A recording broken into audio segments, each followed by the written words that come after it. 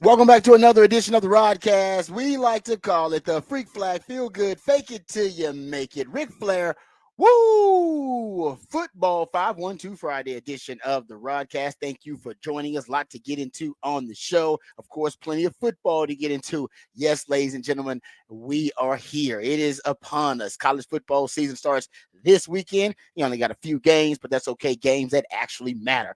So that means we'll talk a lot of football. We'll talk some Texas football. Texas and Texas A&M had a joint conference to announce the new sponsor of the renewing of the Texas A&M rivalry. So we'll talk about that and get into that a little bit and talk about the Texas rivals that they'll face this season coming up on that schedule. We'll also get into some other college football news and notes and nuggets. That was an all SEC team voted on by the coaches. We'll talk about how many Longhorns were recognized on that list, but lots of also NFL discussion. There was an NFL trade in the Cowboys division between, very rare to see a in division trade between the Philadelphia Eagles and the Washington Commanders. We'll talk about that. There's actually, I think, there's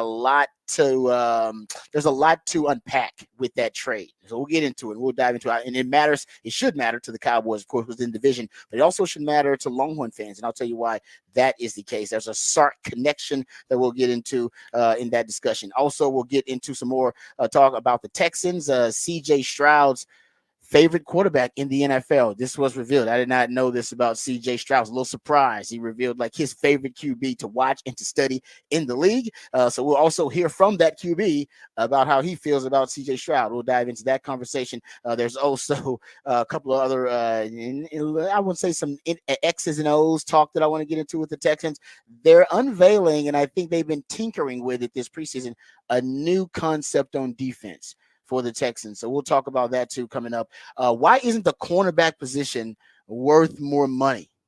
Considering what's happening now with the ballooning and the explosion of the wide receiver market, and wide receiver clearly becoming the number 2 position in terms of value in the NFL over this offseason. More wide receivers right now making 20 plus million than quarterbacks in the NFL. Why haven't we seen the same type of explosion in numbers at the cornerback position, which has to defend the wide receiver position? We'll get into that too coming up a little bit later on the show. We'll explore the deep ball. Texas is going to be bringing back the deep ball this year. I think that's going to be one of the areas of focus for Sark coming up this season, or at least something that I bet he dove into this offseason to try to improve on. And we'll talk about how Texas can improve on the deep ball coming up. So we got a lot of different topics that we're going to throw out there. Of course, we'll have your usual favorites. We'll have what the facts, what the stats, topic for the big fat poll of the day. We'll also have who said that. We'll have off the record, the Raj rant of the day. We got all that, and we'll throw it in. Before we do, let's introduce you to the rest of the crew.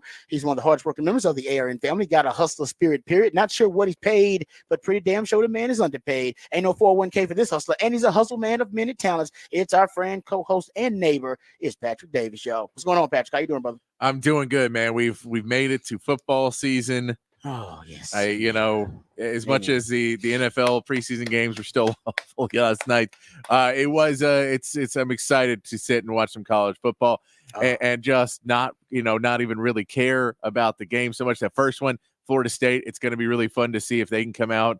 I know this Georgia Tech team is not a pushover, but that Florida State team, I think, wants to prove a lot this season. Texas had their revenge tour. This feels like Florida State wants to have a revenge tour and just be like, no, we want to prove everybody wrong that we're supposed to be there, but I'm not sure if they're going to be good enough this year to do that. But it'll be. I'm with you though. They definitely have they got an axe to grind because they were straight up disrespected last year. To the benefit of Texas, so to the benefit of Texas, I'll take it. But yeah, no doubt. And I think their situation, honestly, when you lose your starting quarterback like that, I mean, come on now. I mean, you're not the same team. And I think we all know that. Yeah. They knew that too, and so we'll see. But I like Mike Norvell though. I think Mike Norvell's done a good job there, and they've used the transfer market probably as well and maximize it as well as any program in the country in the last couple of years. Yes. So.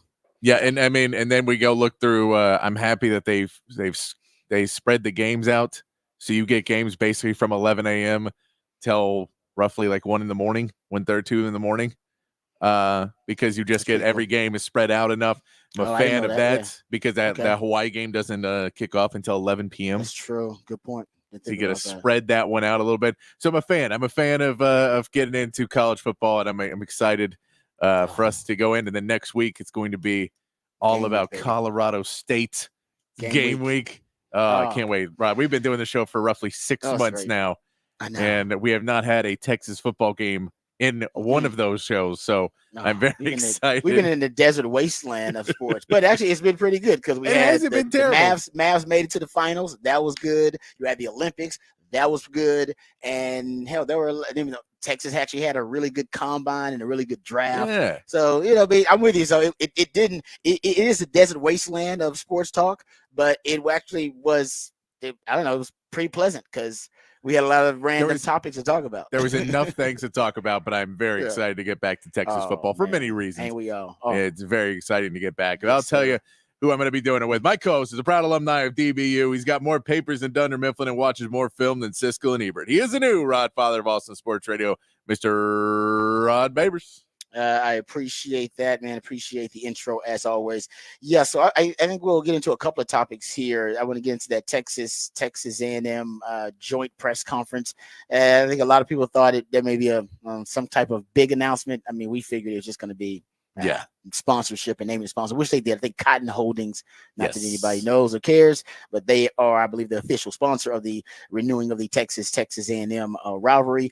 We'll get to some audio of CDC and of Trev Alberts, the AD of the Texas A&M Aggies. We'll get into that coming up here this segment. Also, I want to dive into this division trade. You rarely see an in-division trade. Doesn't happen a lot. And I think the reason it happened is because it's going to benefit both sides. And I'll tell you what the kind of domino effect of this trade is. And I'll make a link to Steve Sarkisian. Of course, it affects the Dallas Cowboys. I mean, it's in their division, so it affects the Cowboys. And I'll talk about why the Cowboys are equipped to handle whatever different manifestation this is going to have for the Philadelphia Eagles, because a lot of people believe this is going to make them the best wide receiver trio in all of the NFL. And that may very well be the case. I think the Cowboys are up to defending that, though. The Cowboys on their own have, I think, one of the best cornerback duos in all of the NFL. You got two All-Pros as your corners. I don't even know how many teams can say that. Like, how many teams can say that they have two All-Pro cornerbacks? I mean, that have been All-Pro at any point in their career. Yeah, and they had it. They had it with Stephon Gilmore too. That's true, right? They had it with him, and yes, because Trevor Diggs got hurt, so they didn't have it with him with that. But then Deron Bland played at an All-Pro level and ended up being in the conversation for Defensive Player of the Year. I don't know. I got to go do the research and see how many teams can brag about that, but it can't be many. I mean, it's just just the numbers and the odds alone. There's not too many teams that can do that. So I think the Cowboys are uniquely equipped to deal with, if in fact it is true that the Eagles now have the best wide receiver trio in the NFL, which I still don't know if that's the case. I mean, I got to go look at it, because whoever the third wide receiver is in Miami, they could, make a case. The Texans certainly could probably make a case about that too, with Tank Dell, Stephon Diggs, and Nico Collins. So I'm sure there are like 3 or 4 teams, but they are in that discussion now, certainly. Yes, they are. Trade. Yeah, no, I was having this discussion actually last night about the best wide receiver groups and going through, and there's some pretty good ones. But to go all three, to go 3 deep that's impressive. When it starts to get a little bit more, because there's a lot of pairs, but not as many 3 deep. That third one is a little, you're like, that third was like, because even like the Rams have a good duo with Puka Nacua and Cooper Kupp. I don't know who the third is. Well, I mean, we do now. Man, well done. We know who that third is. Well done. They're going to be one of the best 3. We know what's coming. I like that. Honestly, I think Kansas City might be in that conversation now. When you look at, we'll see after this year with Xavier Worthy. Of course, he hadn't played, but Xavier Worthy, Rasheed Rice, and I guess it's Brown. Wouldn't it be Hollywood Brown? Yeah, but he's got to be healthy. Yeah, he's not healthy. So they could be in that conversation. Maybe by the end of the year they'll be there. But yeah, so I'm with you. That's it could be. So we'll talk about it, because I think it affects the Cowboys. I mean, Chicago's in that conversation. Yeah, Chicago's got a good trio. That's good. You're right about that. There are a few teams I think that actually do have that kind of depth. And I say the Texans, I'll throw them in that conversation too, because I like their and their trio. Weirdly, Seattle should be, but they don't feel like they are. Because Seattle has DK Metcalf, Tyler Lockett, and Jackson Smith and Jigba. You're right. So they should be, but up Smith and toward the Jigba top. didn't do enough last year, and Tyler Lockett always feels like he's about to be too old to be playing wide receiver anymore. Even when he got to the league. Yeah, I mean, Tennessee weirdly is somewhat in that conversation if D-Hop's healthy, because you have Hopkins, they just signed Ridley, and then they drafted that guy a year ago.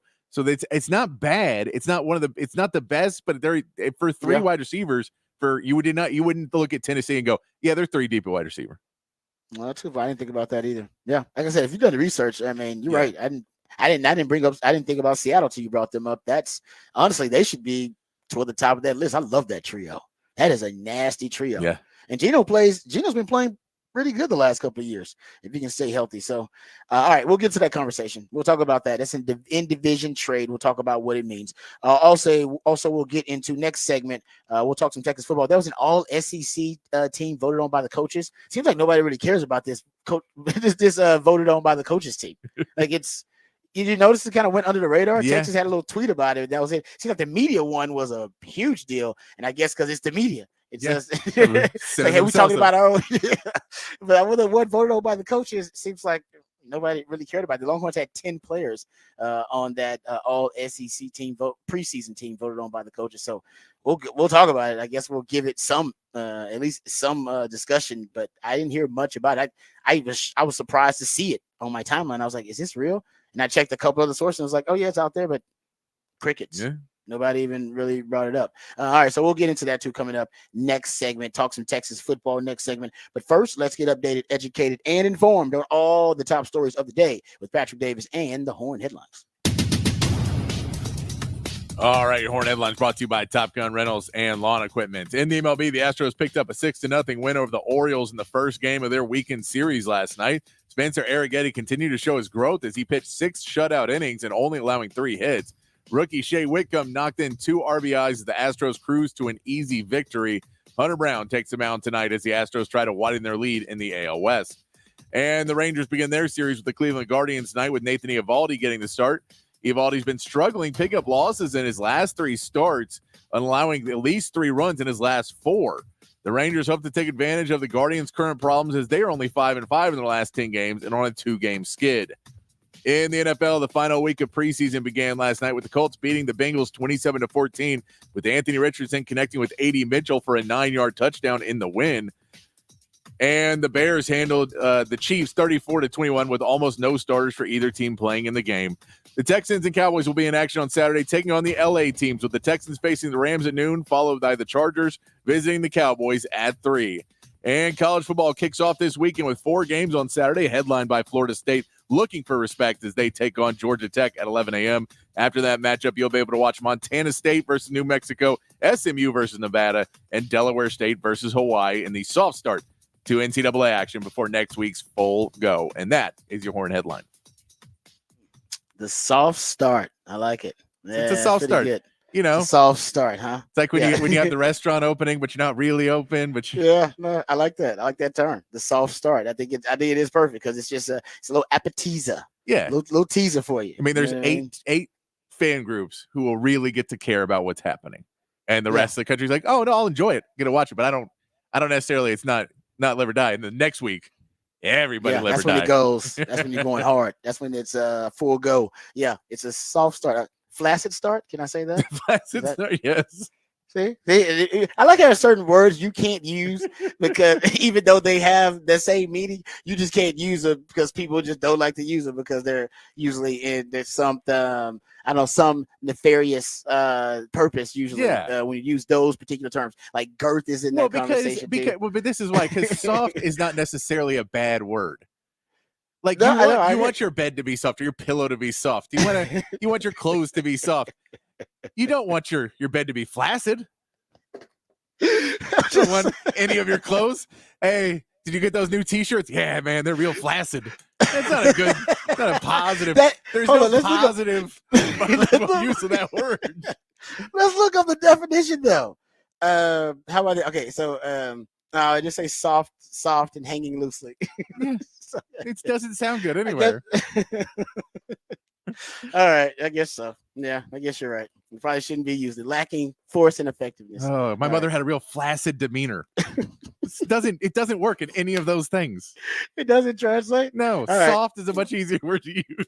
Softest ways. I'm just wondering why we don't try to, use some of those other terms, but you're probably right.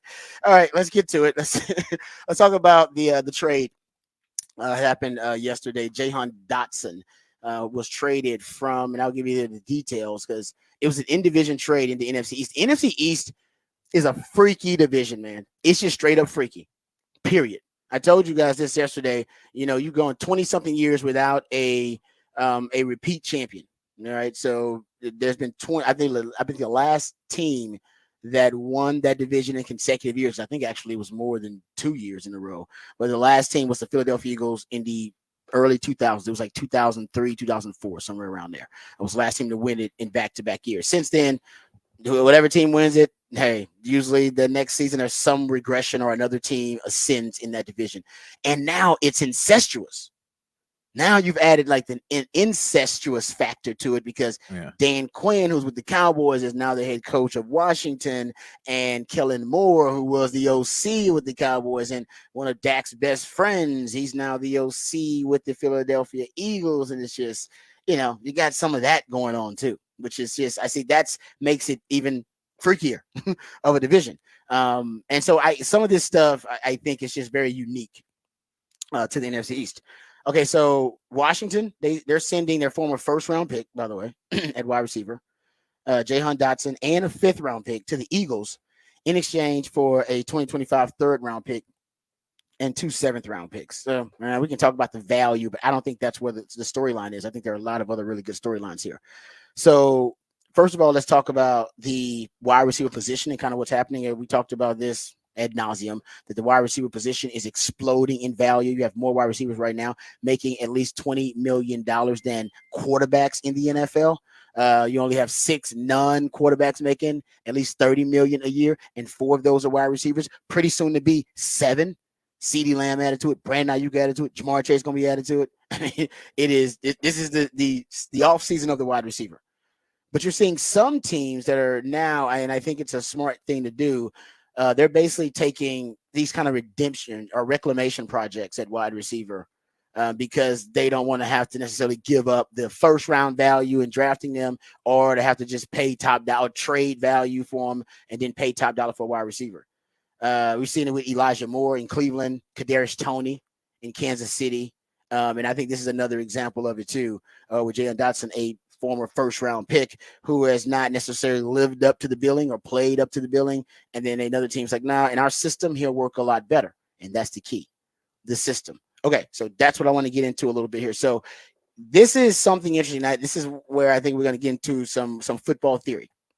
So if you go look at Jahan Dotson's numbers, and we'll look at yards per route run, which is considered the most efficient metric these days to measure the productivity and efficiency and effectiveness of the wide receiver position.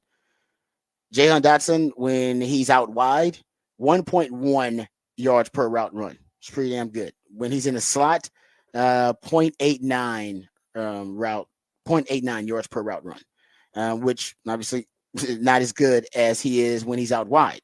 So my belief is that he's going to come to Philly, and they want him to be out wide a lot. And they want to move Devontae Smith more inside and him playing in the slot a lot more in Kellen Moore's offense. And the reason I say that, if you look at Devontae Smith, since he entered the NFL, he's just been in the slot 23% of the time. So he's in the slot like a quarter of the time. But if you look at his yards per route run, 7th best in the NFL. Out of 119 wide receivers that have been tracked, he's 7th best in that time span in terms of yards per route run in the slot. 2.48 versus 1.66 on all other routes. And A.J. Brown, he's around 28th. A.J. Brown's still effective, but obviously he might be more effective on the outside. And he's probably a guy you can move anywhere. Also, Devontae Smith still holds the college football, like Pro Football Focus, college era record for career yards per route run from the slot.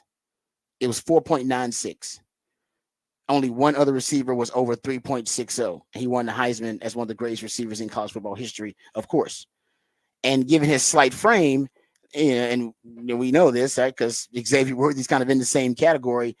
He actually, if you go look at it with Devontae Smith, he's actually in this new system with Kellen Moore. He's going to be essentially what CeeDee Lamb was to Kellen Moore in like 2022. And he used a lot of motion to get CeeDee Lamb some easy targets.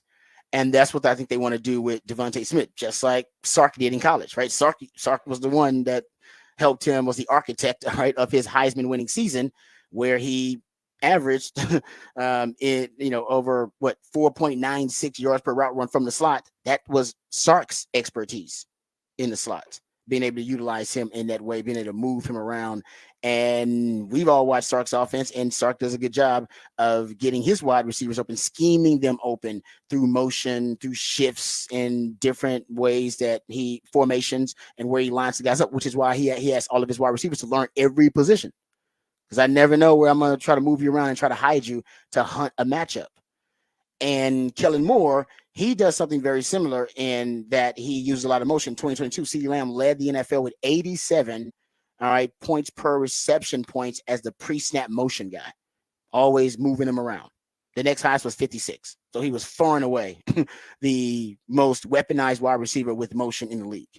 And when Kellen Moore went to the Chargers in 2023, Keenan Allen led the NFL with 105 points per reception points as the pre-snap motion guy. So Kellen Moore's got an MO. This is for him. This is something that he's been doing since he was with the Cowboys, something he did last season, and I think now this trade is going to allow him to do it again.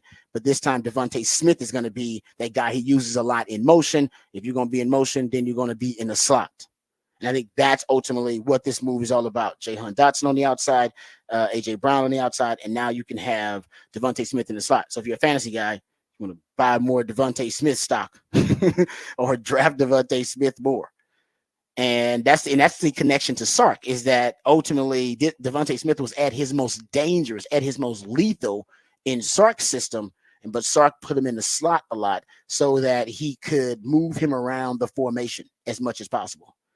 And it kind of goes to, the blueprint that Sark has had for, weaponizing these slight, small-ish frame wide receivers. Now, he's done a really good job of that. And we know that's partly why Xavier Worthy even came to Texas. I mean, he saw that, hey, man, look at your body type. You're a small-ish wide receiver. Look at that body type and look at the body type of a guy like, Devontae Smith and, and make the projection that in Sark's offense, he can use you in a very similar way, which he did. I mean, Xavier Worthy had over 100 plus targets in each of the years he was here at Texas. And if you go look at what kind of body mass index, which is kind of a cumulative metric to measure, height, weight, Xavier Worthy, ninth lightest receiver at the combine since 2000. Ninth lightest receiver at the combine since 2000. If you go look at the top 50 list of the top 50 lightest receivers at the combine based on BMI and body mass index, basically that's 1,000-yard receiver in that group, and that's Deshaun Jackson, who ironically was a receiver for Andy Reid, who now has Xavier Worthy, who also is a very slight, light-ish wide receiver. In football theory, you can make all the connections. So it's interesting. I love Kellen Moore's approach. I think it's actually gonna work out for him. I think that's a smart, shrewd move. The Cowboys, be ready for it. The plan is just keep him in the slot. You may need. I know Deron Bland actually played in the slot because he was the nickel for a while.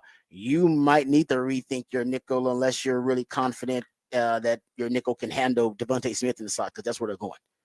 So may need to make some schematic adjustments. Everybody may need to. Who's going to be facing the Philadelphia Eagles? Because that's going to be a dangerous cocktail to have Devontae Smith as your motion guy constantly and always in the slot.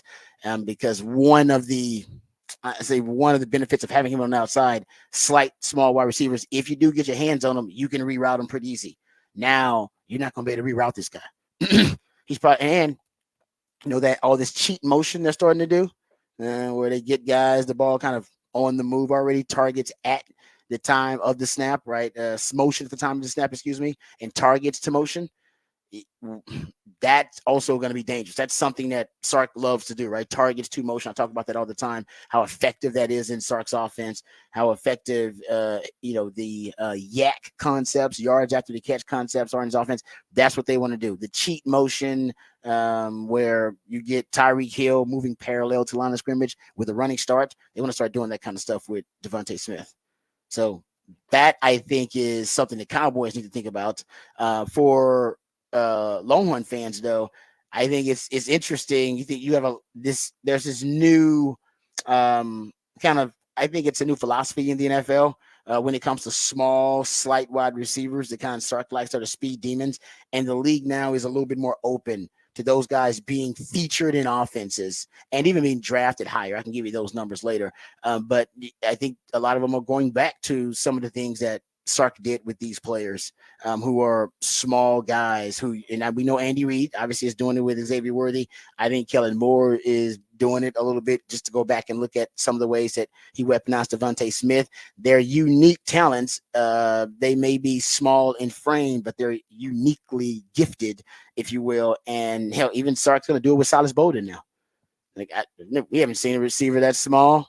Yeah. At Texas in a long time. I mean, you probably like 30 some years since we've seen a receiver that's been that small at Texas.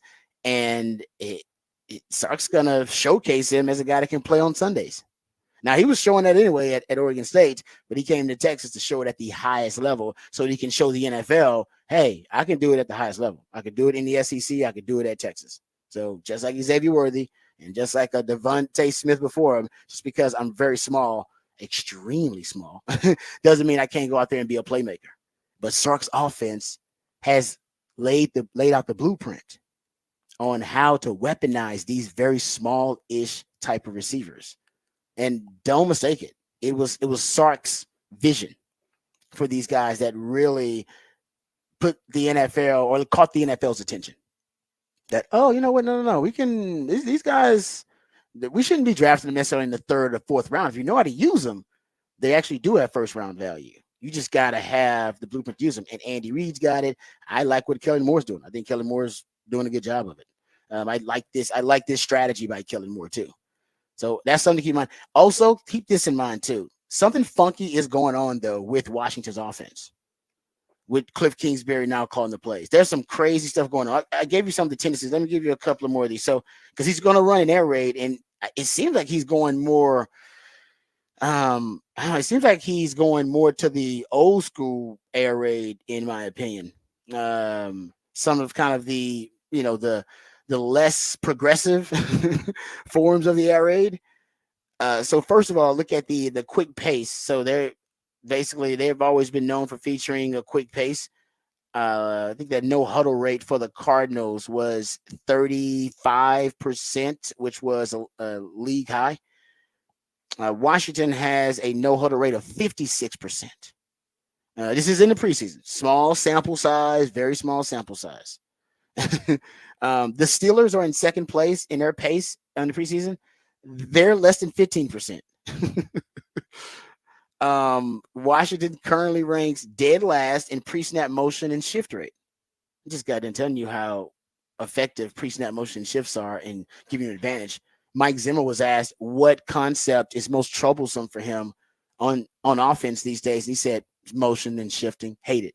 There's a reason, the Dolphins, the 49ers, the Rams, the Chiefs, the Green Bay Packers, the Detroit Lions, literally all the best offenses in the NFL are all in the top 10 in pre-snap motion and shift rate last year. That's not a coincidence. And yet Washington dead last in pre-snap motion and shift rate in the preseason. Maybe they just don't want to show anything. I don't know. 31st in play action rate this preseason, which just like I said, that also is a cheat code that teams normally use to help them in the passing game. All metrics improve, all passing numbers improve when play action is utilized. That's across the board. I can give you numbers, but you guys have heard them before. And only the Eagles and the Panthers have run a higher percentage of snaps featuring an RPO. Now, so they're heavy RPO. And right now, that's when he was with the Cardinals, I believe they were third in RPO rate. So heavy RPO. I actually agree with that. That's something that should be. Some of the other stuff doesn't match up. And the pace, that's a freakishly as a freakishly fast pace. And if you look at the time to throw, so the pace is fast, so they're going hurry up, and then they're getting the ball out quickly. I went over these earlier this week. Jaden Daniels in his 15 dropbacks, his time to throw 1.9 seconds, 1.91 seconds. That's the last season the fastest was 2.3 seconds in the league. And he's at 1.9 seconds. Now, they're not throwing it downfield. Average depth of target is 5.6, air yards per attempt 5.5. So the last year, the shortest air yards per attempt was 5.7. So they're going to be, if this holds and tracks, which it's the preseason, they'll be throwing the shortest throwing the shortest amount of yards per attempt through the air, and they would be the fastest team in terms of time to throw and pace in the NFL. It's going to be a strange, it's going to be a strange looking offense if some of this stuff tracks. And Terry McLaurin, he their number one wide receiver, in the 29 snaps he's played, 28 of them have just been on the left side exclusively. They haven't moved him around at all, just on the left side, which is also kind of original air raid kind of theme where you just specialize at one position and learn one position rather than the malleability of being able to move guys around the formation, which we just talked about is going to be the case with Kellen Moore and Devontae Smith.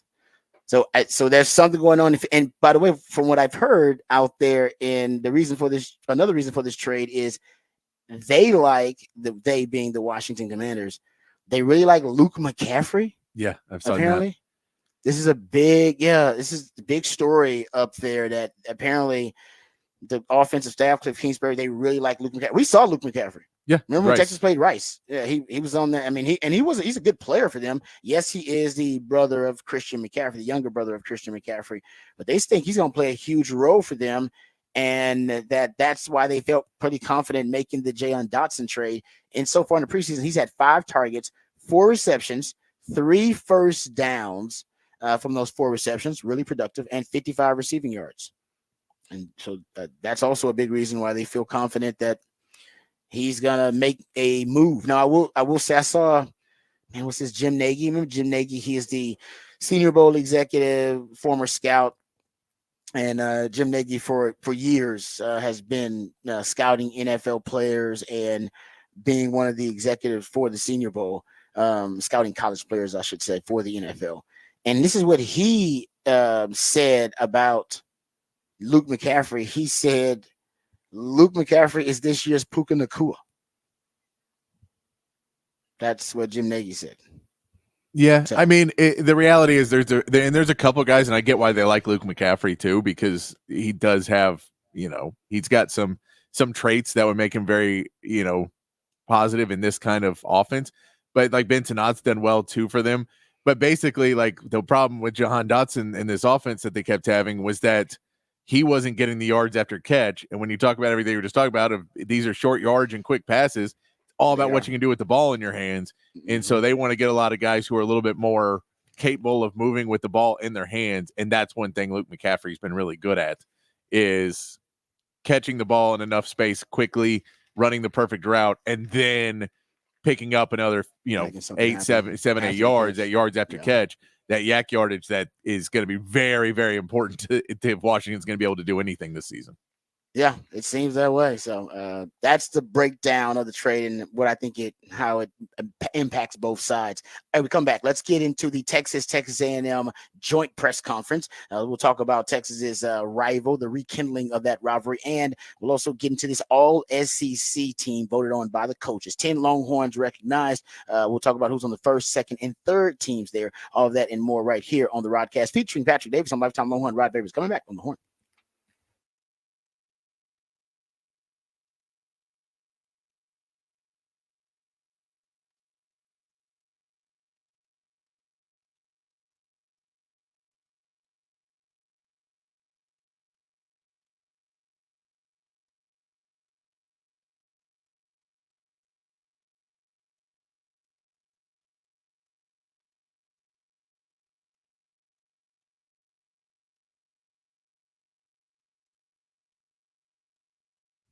Hey, what's up, folks? Lifetime Longhorn Rod Babers here. Let's talk about Dr. Greg Eckert and his wonderful team. I owe them a huge debt of gratitude.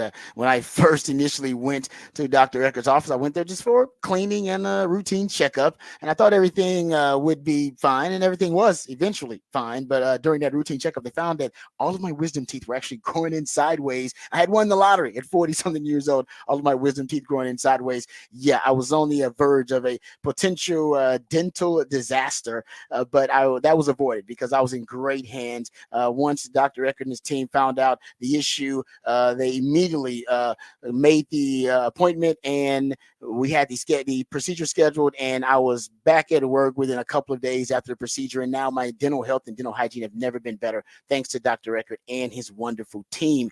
Hopefully for you, it's not as serious as having all your wisdom teeth removed or extracted. Hopefully for you, it's something relatively easy, relatively pain free, which is just a cleaning or a checkup. But if it is something serious, you're in great hands with Dr. Eckert and his team. It doesn't matter if it's general dentistry or porcelain crowns or dental implants, veneers, full mouth reconstruction, dentures, teeth whitening, whatever it is, root canal therapy, whatever it takes to ensure you're getting the best quality dental care available. That's what Dr. Eckert and his staff are all about. They also have the technology to give you a brand new smile in just one day, permanently secured to your dental implants. You'll spend no time without teeth. You'll get your temporary fixtures until they can get your permanent smile, and you're going to smile again with confidence and eat freely without pain or discomfort. It's a lifelike permanent solution. So if you've been told your teeth need to be replaced, call Dr. Eckert today to learn about this revolutionary alternative to dentures. It's a complimentary consultation, so you got nothing to lose but so much to gain, because a confident smile can change your life, and Dr. Eckert wants to change your life for the better, just like he did me. He can do the same for you, because the quality of your smile can affect the quality of your life, and Dr. Eckert wants to make sure you have a great quality of life. So give him a call, 512-345-3166, 512-345-3166, or visit dreckert.com, DRUECKERT.com.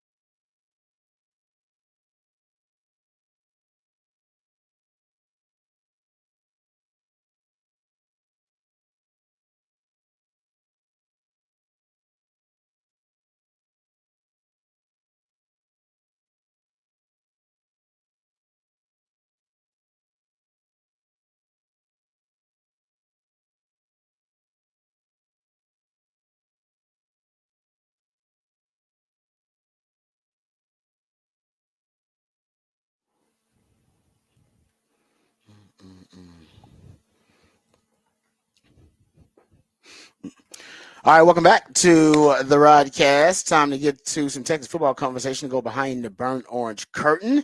Let's first hear from Chris Del Conte. Let's hear from CDC. He was down in Houston, and they had a joint press conference with the Aggies. Trev Alberts, the AD for the Aggies, was representing their side, and they announced that Cotton Holdings would be the new sponsor of the Texas A&M rivalry going forward.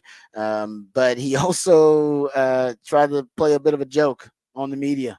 This is CDC starting out the announcement at the joint press conference. And honestly, at first, I think he had some people pretty scared. Secondly, I think I had the dutiful knowledge to tell you that it is going to be a neutral site game. We're going to move the game to Dallas one year, and the next year we are going to move to. Just joking. How ridiculous is that? To see Coach, holy cow, we're not doing that. Everyone just puckered up just a little bit.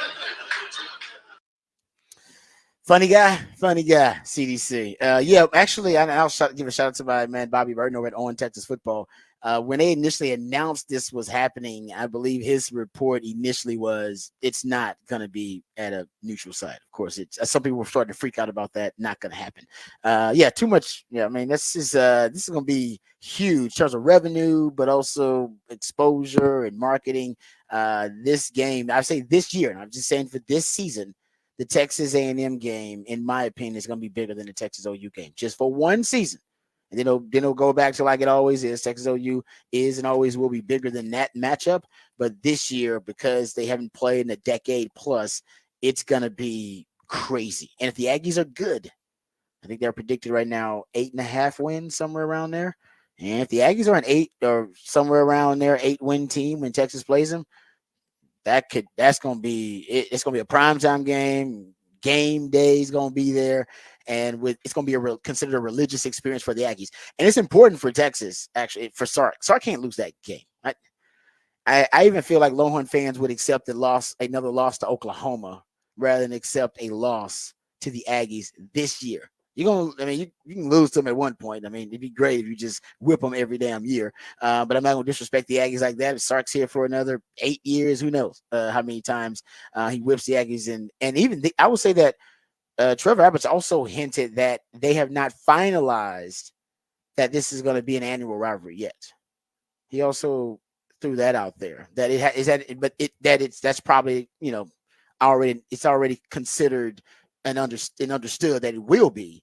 But they haven't necessarily finalized it. He did throw that out there, but I think it'll be every year. Yeah, I don't know why you would take it away after just the hype before the season. I don't know why you would think, no, let's throw this money away.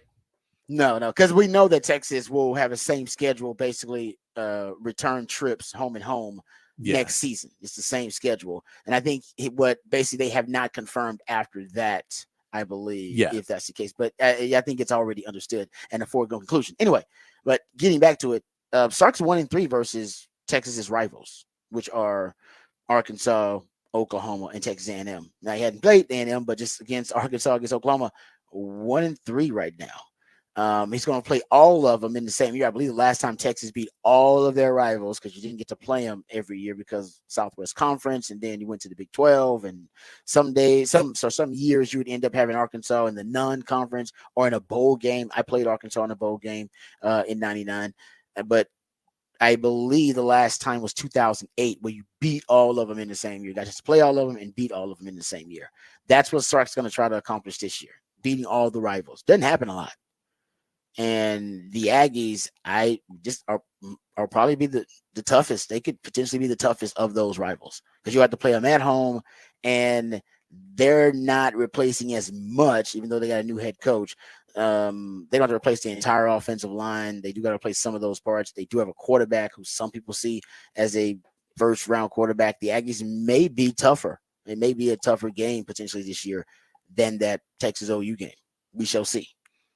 So Sark's got a tall task on his hands here, trying to beat all the rivals, which is something Texas had to, and Texas doesn't play at their rival very often, right? Because Texas OU is always a neutral location. You haven't had to play Arkansas in conference. Now you'll play them in conference, and you hadn't played the Aggies, so the Aggies weren't in your conference. You didn't have to go to that hostile environment very often. That's also something new, and there's an emotional charge that those environments have that you have to, as a player, you have to learn how to adapt to. I think some guys they kind of ride the wave of emotion, and that emotional charge helps them play at a higher level. And there are some guys who they are just overwhelmed by the emotion, and it really debilitates their game. They always say play with emotion, don't play emotional. The thing about rivalry games is they are naturally very emotionally charged. And the reason crazy things happen is because some guys they're really good handling emotion and just kind of riding the wave, and it helps them play at a higher level. And some guys they play at a much lower level, right? It hinders their game, and some guys it doesn't affect at all. And as a coach, you don't know that until they get in it. You have no idea. And sometimes it's your quarterback, and you go, "Damn, the quarterback, he's not responding well to this environment." So that's why those games, and that's why Arkansas, even though Arkansas is rarely as good as Texas when they play them, they beat them sometimes because they play with such an such an emotional high because they hate Texas more than they love themselves. And that's why, and when Sark went down there, he ran into a buzzsaw. Charlie dealt with it when he was in the bowl game. I dealt with it in '99. Arkansas was rarely athletically in terms of the roster as good as Texas. It's just rare in terms of the the recruiting numbers and the blue chip ratio, all that kind of stuff. But when they play Texas, they play above themselves. They play at an elevated level because they use hatred, the dark side of the force, to help them play at a higher level. And it works for them. The dark side of the force works for them. So that's the thing about the rivalry games that you got to watch. Got to have your guys ready for it. It's going to be good that Texas will play in that Arkansas game before they go to A&M. That'll be a really good test for them. And Arkansas is not going to be a great team, but at least they get to test out that type of environment. All right, there you go. Some rivalry discussion, and I believe before 2008, I believe the last time that Texas beat all of their rivals was like 1990. I think you had to go back to like the shock the nation tour, that kind of thing. All right, that's some Texas football conversation. We'll get you that all SEC team voted on by the coaches. 10 Longhorns recognized on that list. We'll get to that. But coming back, let's get into the topic for the big fat poll of the day and get into our musically themed day of the week right here on the Rodcast, featuring Patrick Davis on Lifetime Longhorn Rod Babers. Coming back on the horn.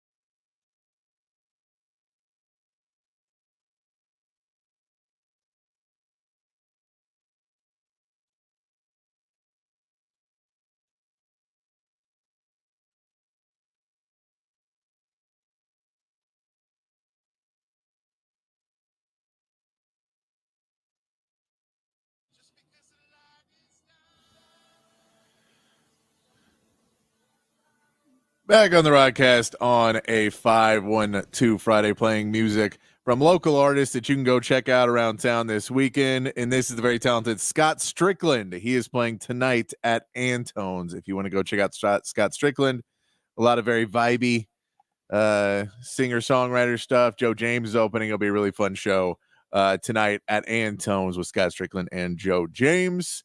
Let's get to the big fat poll of the day. Text line's open 512-447-3776, and we'll get this posted up on X at the Horn ATX. Patrick's big fat poll of the day on the Horn. All right, let's get a baseline for the Colorado State game. Talk some Texas football as we go getting ready for next week's game against Colorado State. A baseline of where expectations are going into week one. And the question is, and I got to figure out the right way to phrase this, but how big does Texas have to win against Colorado State for you to be satisfied? How many points does Texas have to win by where you can go, okay, that's what I wanted to see out of Texas. That's what I want to see. And I get there's many factors. You want to see the guys play well. You want to see the run defense stop them. Like, there's a lot of stuff you want to see within the game. But if we're just talking final score that Texas can walk away and not have to deal with it, Arch Manning playing in the third quarter, all of those good things, what number is it for you to get there? We know the spread right now, from what I've seen, is 33.5. Okay. So I'm going to try and figure out these numbers. You can tell me if the numbers are wrong before I post them up, Rod. Because I only get 4, so it's hard to kind of just go bigger and bigger. But we'll say 1 is just win. Just people, you satisfied? Texas get to win. That's all I care about. I don't need them to blow anybody out. Just win. I'm going to say the second one, 15 to 30 is your second. So you don't cover, but you get a 2-score win. Good 2-score win, and we don't cover. Then we'll say basically covering 30 to 40. And then last one, 40 plus, where you just running away with this. It's not even remotely close. That's way to spread it out enough to get you where you, because I got to put 33.5 as a cover. So it's like, that's where you'd like to be able to cover in these games, because that's what Vegas is telling you should be winning by. I know those numbers are somewhat for betting, and they know that they're not going to get money if they Great teams cover, man. Great teams cover. But great teams cover. This is what you want to see. So what is it for you, Rod? What is it that Texas has to do score-wise where you will walk away from this game and say, if you just look at the box score, you'll go, okay. That's good. 33 is a big number, though. It's a big number. It is a big number. They have a veteran quarterback. They just don't have a running game at all. They're so one-dimensional, and they only have really one weapon. Now, he's really good. Torrey Horton's an NFL player, but he's just one guy. You can't let one guy beat you. It'd be crazy if you're Texas. So I think they're going to shut down that offense. It'll be an air raid-ish offense. They actually have Hal Mummy's son there. So they'll be running air raid-ish. Texas is familiar with air raid schemes. I say you should cover. You should against Colorado State. If you're supposed to be a team that competes for a national championship this year, you should cover that number versus Colorado State. Yeah. 35. So you should be between 30 and 40. I say 35. Yeah. I know it sounds, and now without your starting running back, you are a little bit depleted too. But I think, even when you put in the backups, look at the spring game, right? Even when we started putting the backup Arch Manning, he's out there slinging it. He's going to be slinging it to guys who are still, I'm assuming, in that 6 to 7 wide receiver rotation that Sark considers now his expanded circle of trust. Yeah. So he's still going to be throwing a pretty good wide receivers. Still going to have a pretty good O-line in front of them, because even their backups they're rotating in are pretty deep. So I just think the depth overall is what's going to – I think they could pull Quinn when they have a 3-touchdown lead potentially or something like that at halftime, and they can end up putting Arch in, and Arch could score a couple more touchdowns from what I've seen. Oh, yeah. I mean, that's really what you want to see. But that's if they want to keep throwing the ball. They may decide we want to just run the ball. If they do that, they'll be probably depending on the third string running backs or fourth string running back to run the ball. Yeah. I mean, but we can put in, well. not taking big shots at Colorado State, but, you can talk about Velton Gardner. It was playing at SMU. That is now a Power 5 school. He was at Kansas before that. He's, that's you're talking about now your fourth string running back. That is still a guy that's probably talent-wise more than Colorado's. Yeah. So you should be able to go deep into your rotation and still be able to move the football, still be able to score. The big one is not having stupid turnovers, not giving it up on penalties and things like that kill drives, which make you have to punt the ball more. Those would be the big ones that you don't want to have. But yeah, they should be able to handle this. It shouldn't be a problem. I'm with you too. In the heat, in how hot it's going to be in Austin on that field, with the depth of Texas should shine through and make it so they're just able to keep rolling right along. And I think for the coaching staff for Texas, I mean, they're not going to try and kill anybody out of that field, but I think they're going to want them to, hey, don't take your foot off the gas. Nope. Don't take your foot off the gas. That's exactly right, because that was kind of what happened last year a few times. Texas would just they would get relaxed a little bit, maybe a little too relaxed and complacent. You'd like to see now that second group, I'm with you, actually extend some leads if they're confident to put those guys in there. So I think they should cover that number versus Colorado State, because I don't see Colorado State being able to move the ball much because they couldn't run the ball last year. That's what they're struggling with, and they do have a really I think effective passing offense and an NFL player at the wide receiver position, but they just got one. If you can't shut down one guy, neutralize one guy, then Texas got bigger issues. So I'm with you. I got right now. I would take money on. I would put money down on Texas covering. That's the bet I would take. Texas covers that number. It's a big number, but Texas should cover it if they're as good as we think they are. And if they're still a work in progress, then maybe they don't. Maybe it comes a little bit short. Maybe and that's the point. 27, and that's 28 points. With the baseline of what the listeners are asking for, so we know next week, is everyone expecting this is a cover, or man, we need to still work on some things. This is not where we wanted to be. We wanted to be a cover team, and I'm not satisfied because this wasn't where we wanted to be. We got the win, that's great, but we're not satisfied. Or is fan base goes, man, just win, win by a couple scores. I don't need the cover to feel satisfied. Or I know we'll have some listeners that I'm sure are saying, man, if it's not a 70-point win, then why do we even play the game? No, some people, yeah, you're right. Some people actually will have money on it, but yeah, some people just want to see Texas, and they stay. I always, I don't stay and watch blowouts. I usually have to go back and watch it. If it's a blowout, I'm like, all right, I'm leaving. It's a blowout. Yeah. Some people love to relish and enjoy.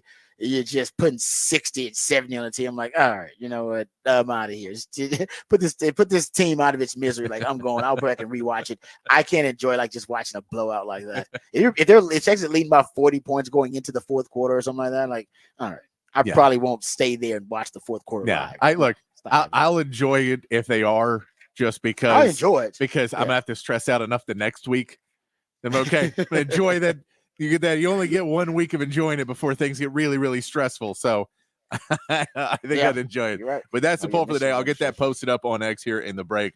But how big does Texas have to win against Colorado State for you to be satisfied? This is for you, the listener. Where are you at with this? I want to get a line. So Rod and I going into next week. This is what we expect. This is what the listeners expect the standard to be for Texas. They cover they cover.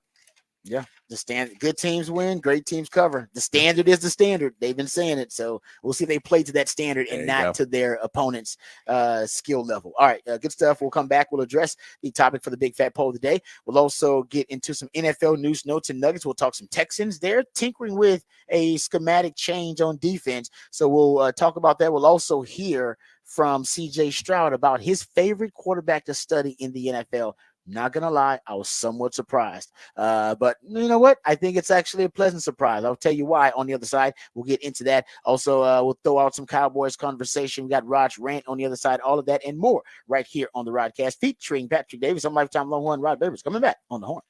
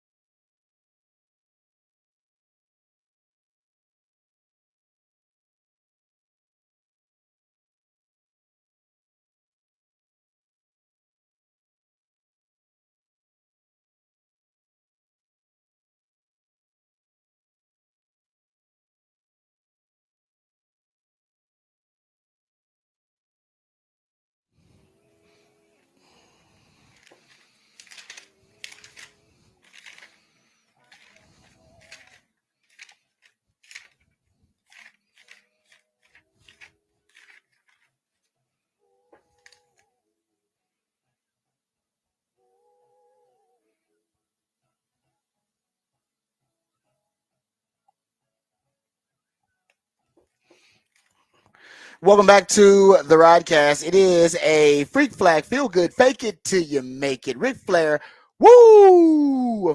Football 512 Friday edition of the Rodcast. That's when Patrick, the idealionaire, my co-host, he plays jams from local bands and artists, very talented human beings that you have a chance to catch live right here in the ATX. Who are we jamming right now, Patrick? This is Dawn and Hawks, and they are playing Saturday at Saxon Pub. I like that. All right. And also, my man Patrick comes up with the topic for the big fat poll of the day. We're talking lots of Texas football or lots of college football because college football officially the soft start, as my man Patrick calls it, will be coming up this weekend. And we're talking some college football, but we got to wait a few more days to get into game week officially for the Longhorns. And we'll be talking a lot about Colorado State. That is the topic for the big fat poll of the day. Patrick, give the folks the question that you have in mind. The big fat poll today: how big does Texas have to win against Colorado State for you to be satisfied? I gave you some options on X. We'll tell you the line is 33.5. We gave you just win. You're happy with just winning. 15 to 30, 30 to 40, which will put you in that cover range, and then 40 plus if you want to see the big bad blowouts. It's not even close. Don't even let him score. Take control. Put your foot on the throat. Just show your dominance to the rest of the college football world, that 40 plus one. Hey, we'll see what Braden Fowler, Nicolosi, and Torrey Horton. Those are the two names you need to know. That's the starting quarterback, Braden Fowler, Nicolosi, who I believe is from Texas. I believe he's from Alito, actually, if I'm not mistaken. And Torrey Horton, who's a really good wide receiver. He'll play on Sundays. He'll be drafted. Those are the two. I think they're two main weapons, the two marquee names with this team. Other than that, they don't really have many high-level players on the offensive side of the ball. If Texas can stop those two guys, they can separate from Colorado State. So we shall see. But I got them covering. I would put money on covering the number. It's 33. That's a really big number, though. That's a big number. But I think the key is that when they do get up and they do decide to put the reserves in, I think you could see them increase the lead. Based on what I saw in the spring game, Texas has that kind of depth at wide receiver. They got that kind of depth on the O-line. We know they got that kind of depth at quarterback, at tight end. Running back is where that depth has been tested, of course. But I think at the other positions, I think Texas still has got enough talent to still be able to put their foot on the throat of Colorado State and expand on that lead, even with the backups in, which I think the backup should probably be in, mid third quarter? That's what you'd like to see. You'd like to see Arch about mid third quarter. You'd like to see, the first team come out and begin the third, reset the tone just to, make sure this game's well in hand, everything's good to go, and then be able to come out by mid to late third quarter, depending on basically how the drives go. Yeah, I mean, just so you guys know, Torrey Horton, he's a good player. He's a speed demon. I mean, this is a guy that if there was a guy on the roster, this is probably be a kind of a theme for these types of non-conference games. Is there a guy on the roster that could play for Texas? Torrey Horton is that guy. He might be the only one. He's that guy. 575 yards, 575 of his 1,000 plus receiving yards actually came on throws under 10 yards, so he can hurt you with yak. 575 yards after the catch. That was the 11th most in college football. He actually, based on a Pro Football Focus numbers, they said his top speed, according to him, his average top speed is nearly 22 miles per hour. That's his average top speed. I mean, he can run. That would be fourth best in college football. 23 forced missed tackles. So he's a problem in the open field. He's not great on deep balls, only 5 of 27, converting deep balls. He just have a drop there. So that may not be, I think they want to have him be more of a deep threat. But for Texas, that may not be an issue. And how about this? He lined up on the right side. He lined up basically to the right of the formation 75% of the time. So that, remember, that's just an air raid thing, though. And we talked about Terry McLaurin with Washington, how he's had 29 snaps in the preseason. 28 of them have just been on the left side. They almost want you just to specialize in learning one position, and you're going to learn the same kind of route combinations over and over. They want you to become an expert. I prefer you move receivers around and hunt matchups, but that's kind of an old school air raid principle. So I said, you even seeing it with Cliff Kingsbury, and the air raid influence here is Matt Mummy. He's the son of Hal Mummy, one of the original godfathers, he and Mike Leach of the original air raid. But Torrey Horton, guys, the real deal. If you go look at it, 96 and 71 receptions the last 2 years, 2,267 receiving yards the last 2 years. I mean, you go look at it. I think he's got in the last 2 years, he's got the fourth most receptions among FBS receivers in the last 2 years. And I believe only like Romo Dunze, Malik Neighbors, and Marvin Harrison Jr. were the the other wide receivers that were as productive as he was. So he's the guy. They got one guy that can play for Texas. It's that dude. He's the only one. But he's the one they got to focus on and stop. They stop him, Texas could easily cover that number. We're talking about 33 or whatever it is right now.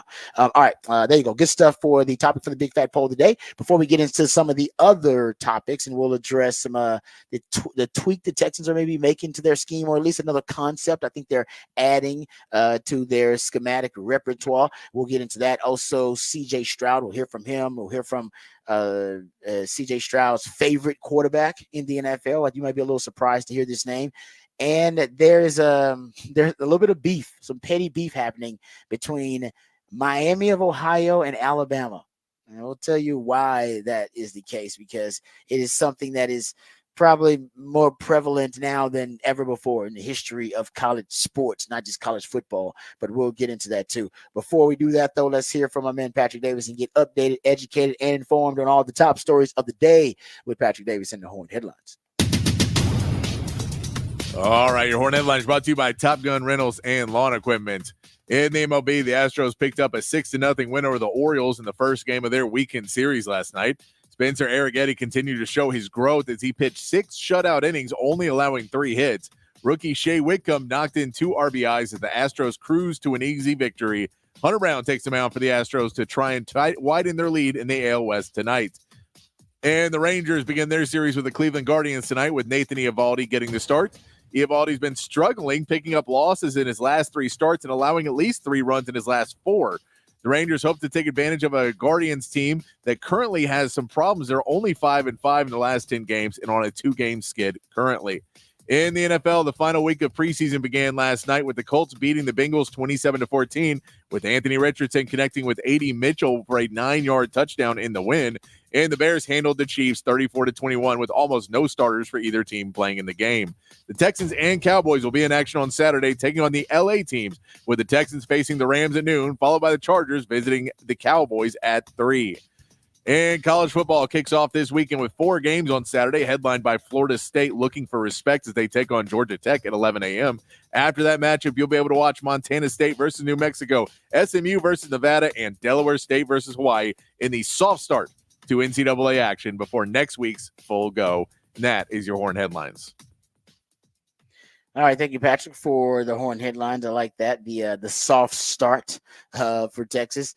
All right, sorry for college football. And then next week, of course, we'll be talking a lot about Texas football and them starting game week versus Colorado State. All right, so before we get into this the sound from CJ Stroud, and I will talk some Texans. Here is something that I think is also Longhorn related. I saw that the Texans in their last preseason game on Saturday, they had 14 plays of a new look and a new concept that I think they're experimenting with on defense. They featured 3 safeties on those plays.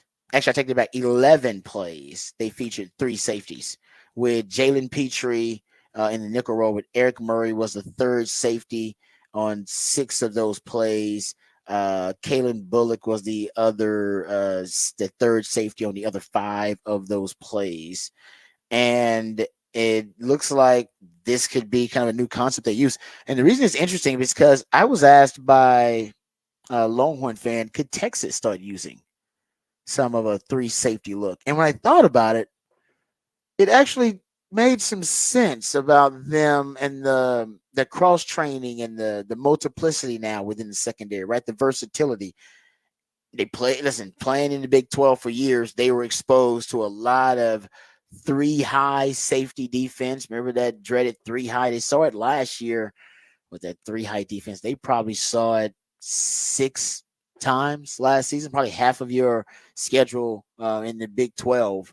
You saw teams running that three high defense. Hell, U of H broke it out on you. Wyoming broke it out on you. Only because schematically, if you're watching film and not trying to pat myself on the back too much, listening to me, I was telling you teams are going to run it versus Texas because it's just, it really did counter Sark's scheme really well. But Sark figured out an antidote. So I don't think it's anything that's going to impede the evolution of Sark as a coach, but it was just something that matched up well with him. And remember when we played Arkansas, Arkansas ran that three high defense. Now the three high scheme is different than running a three safety defense. Dan Quinn runs a three safety defense. It also could be a connection with Sark, right? He uses three safeties, like literally three safeties within his defense, and doesn't always necessarily run what is the most popular play concept, the most popular schematic concept with having three safety personnel grouping was the inverted Tampa 2. It's kind of an inverted Tampa 2 defense where you bring that third safety down as that deep middle linebacker, and then you still got your two deep safeties. That has been kind of the more popular schematic coverage or schematic game plan with using those three safeties. Will Texas do that? I'm not sure. That would be interesting. We haven't really seen Texas do a lot of it, but remember I told you Johnny Nanson's going to bring in some exotic looks, and this may be something that they're experimenting with Johnny Nansen potentially. So I don't know, but Texas could do it. I mean, they're doing something. They have an idea and a vision for how they want to use Jahdae Barron, because the Gilbo story of Jalen Gilbo getting extended starting reps at nickel, I think is important to pay attention to. I believe nickel may be the toughest and one of the most important positions on defense, period, at any level. And you really need to have somebody you trust at that nickel spot. We've talked about how everything happens faster in close shorts of football. That's about instincts. But if they trust Jalen Gilbo, and it seems like they trust him, this is more than just the coaches trying to empower him. I think right now they believe that he's got starter caliber stuff, and they can trust him as a starter. If that's the case, they're going to move Jahdae Barron around. We know that because PK has even said it on the record. They're going to move me around. Jahdae Barron has said on the record, I'm cross training at every position: cornerback, safety, and nickel. And you got to have Jahdae Barron on the field. So if Jalen Gilbo goes out there with the starting group, which he has a lot this training camp and this offseason, because remember, Jahdae Barron in the spring, he didn't practice a lot. Remember, they were like, we just want him to get healthy. So that was when they were allowing Jalen Gilbo to ascend, and apparently they like what they saw. So I do wonder if one of the kind of the funky packages, and I think a lot of it is them trying to figure out which combinations of players in the secondary work best together. Also looking at some exotic looks. Maybe some guys are better at playing man, some guys are better at playing in zone coverage, and maybe different weeks you're going to have different game plans for different opponents. That could be it. Maybe situationally, maybe there's some guys you're going to trust in the red zone. Because they're better at defending potential, short area of the field and restricted space. And maybe those will be different than some of the players that you're going to use in between the 20s.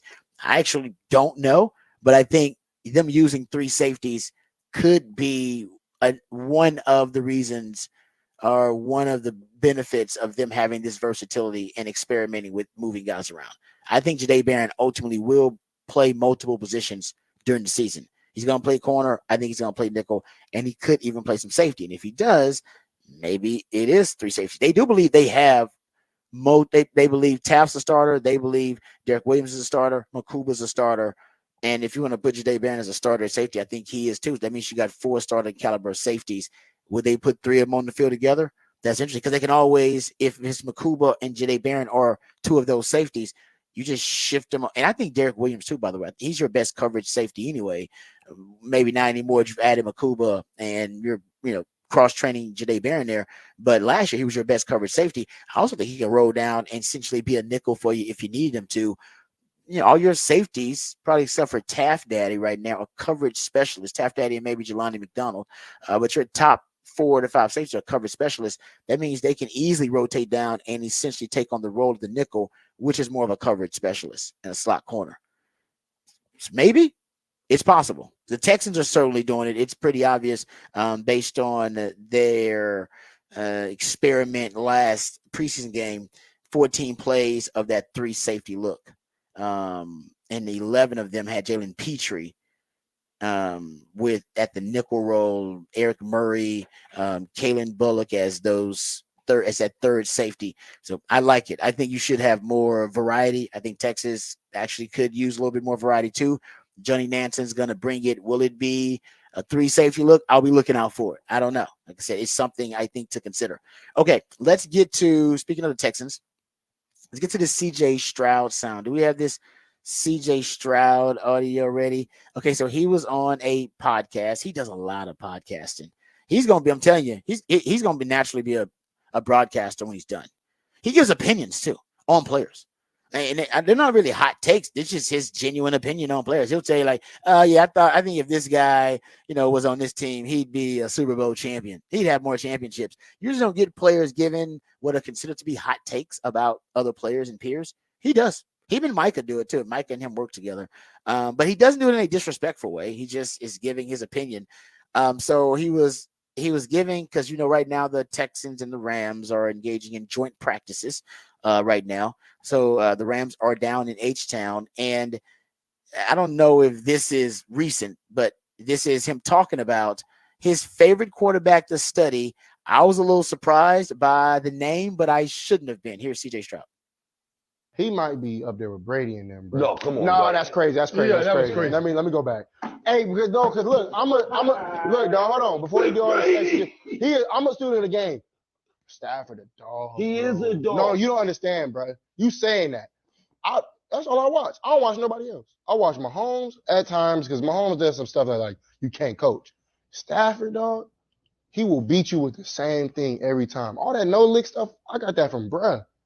Like, literally, that's one of my big, like, I'm a fan of his. Like, If when I he's go to a LA, great quarterback, I be trying to find, bro. But Like, we it's got the the same level to trainers. I greatness. be trying to, like, That's go to all. where I they feel working what out and you're just saying. I watch. feel what you're saying. that's all Bro, I'm he saying. elite, dog. Like Charles Barkley. If you hold on. If you give Matthew Stafford a chance like Aaron Rodgers, I guarantee he might have had more rings for sure.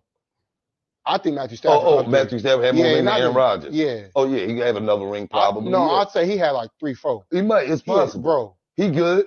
When you But what talk I'm about saying is, tough it's as levels nails, of greatness. Wow, I was a little surprised, and I shouldn't have been. You know what Matthew Stafford kind of reminds me of? Because remember, we played the sound of Caleb Williams.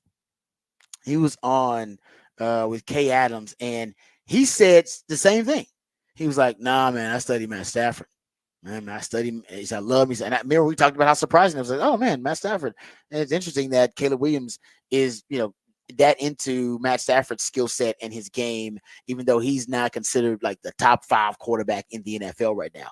And I thought it was interesting. And in hearing CJ Stroud say something very similar, and these are the younger generation of quarterbacks, right? You got a guy that's a second-year quarterback, and you got Caleb Williams coming in as a rookie. So maybe to this younger generation, they view Matt Stafford in a different light than some of the older generation guys who see him just as a Detroit Lion. They see him maybe a little bit differently. And I'll also point out, there's certain players in certain sports, and honestly, Patrick, I bet I'm gonna give you a basketball example. You let me know if I'm off. Where they're more respected by players and their peers than they are by the fans and the media. And I feel like Matt Stafford is that guy. I feel like Kyrie Irving is that guy. One of those guys in the NBA. Yeah. You hear coaches and players talk Kyrie, they're like, oh, one most skilled, top 5 most skilled player in the history of the game. You're like, what? Excuse me? What is it? Yep. And we heard like 4. Remember, there were like 3 or 4 players and coaches that were saying that about Kyrie last year. And it was like, that's a lofty compliment to give him.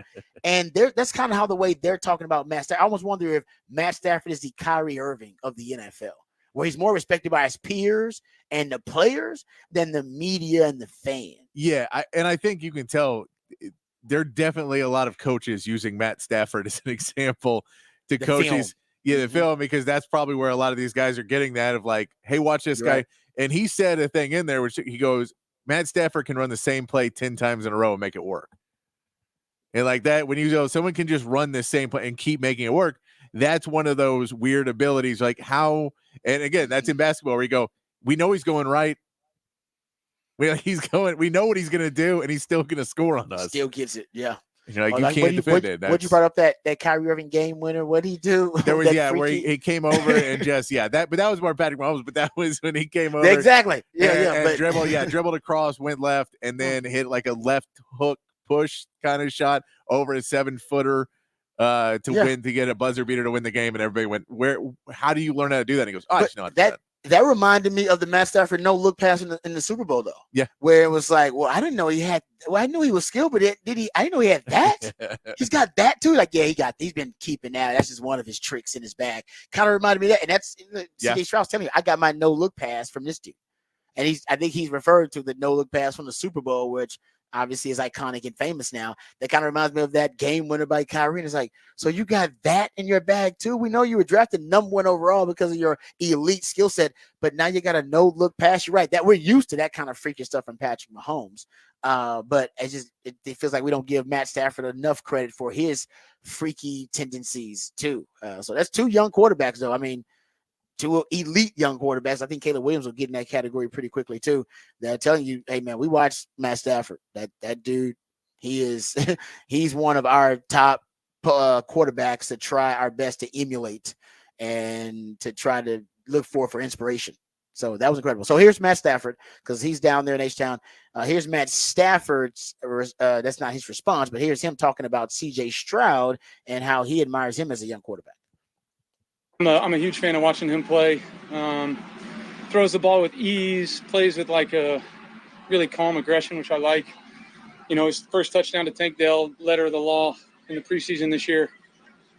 That's buzz coverage right into a dagger window. Usually not throwing that ball, but they didn't play it as well as they could, and he fit it in there for a touchdown. I mean, that's playing ball in an aggressive way, but smart. And I let him know that. I thought it was a pretty sweet play. So, he plays at a really high level, especially for a young kid. They've got a lot of talent around him, which is a lot of fun to watch, and he does a great job of getting those guys the ball. All right, there you go. That's Matt Stafford talking about C.J. Stroud. I like that line. He plays with a calm aggression. And I wrote that down too. That is a solid line. Hey, I agree with you. That's you know who needs to play like that this year? Who? Quinn Ewers. Oh, good job. Quinn Ewers needs to have a calm aggression. Yep. Good stuff. I agree with you. That's exactly how because you don't want your quarterback too crazy. No, and Quinn's not that guy. Yeah. So Quinn is a pretty level-headed, calm guy out there, and so you have that. But you want that focused, calm aggression. I like that. You know what? You know who's got calm aggression? Strangely enough, and this was a reference that I believe Quinn made. The John Wick, remember the John Wick reference with the team that they felt like they had the John Wick mentality that yes, there's a target on them, but they're also gonna, like John Wick, turn it around and start to take the attack. All right, to everybody who's coming after them.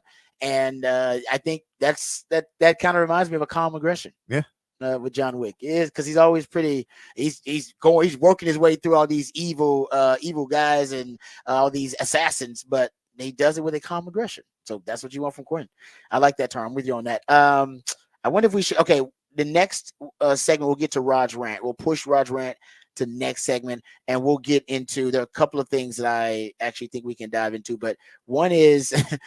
It is a petty beef, if you will, between a coach in college, the coach for a football coach from Miami of Ohio, and Kalen DeBoer, the coach from Alabama. I want to get to that too. That'll be part of Rod's rant because I got a rant about that, and also I got a Patrick Mahomes related rant. We were just talking about how Matthew Stafford is the kind of Kyrie Irving of the NFL, respected more by his peers and respected more by other players than the media and the fans. There's also another NBA comparison I have to make to Patrick Mahomes, that he's starting to pull an MJ like Mike in the NFL. And I'll tell you exactly why that's the case in Rod's rant. Coming up next right here on the Rodcast featuring Patrick Davis on Lifetime Longhorn. Rod Babers coming back on the horn.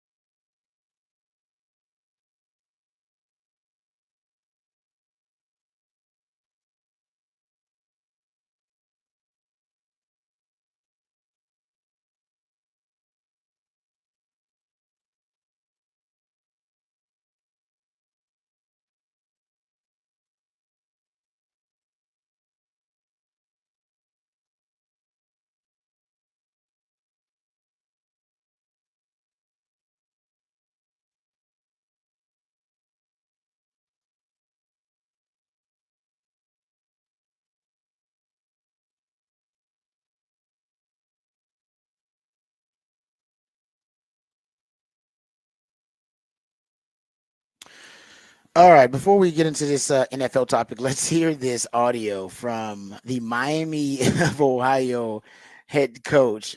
He was upset, to say the least, disgruntled because he lost one of his players via the transfer portal, and he's starting to point some fingers at a new head coach at a program, and he is not beating around the bush. Here it is.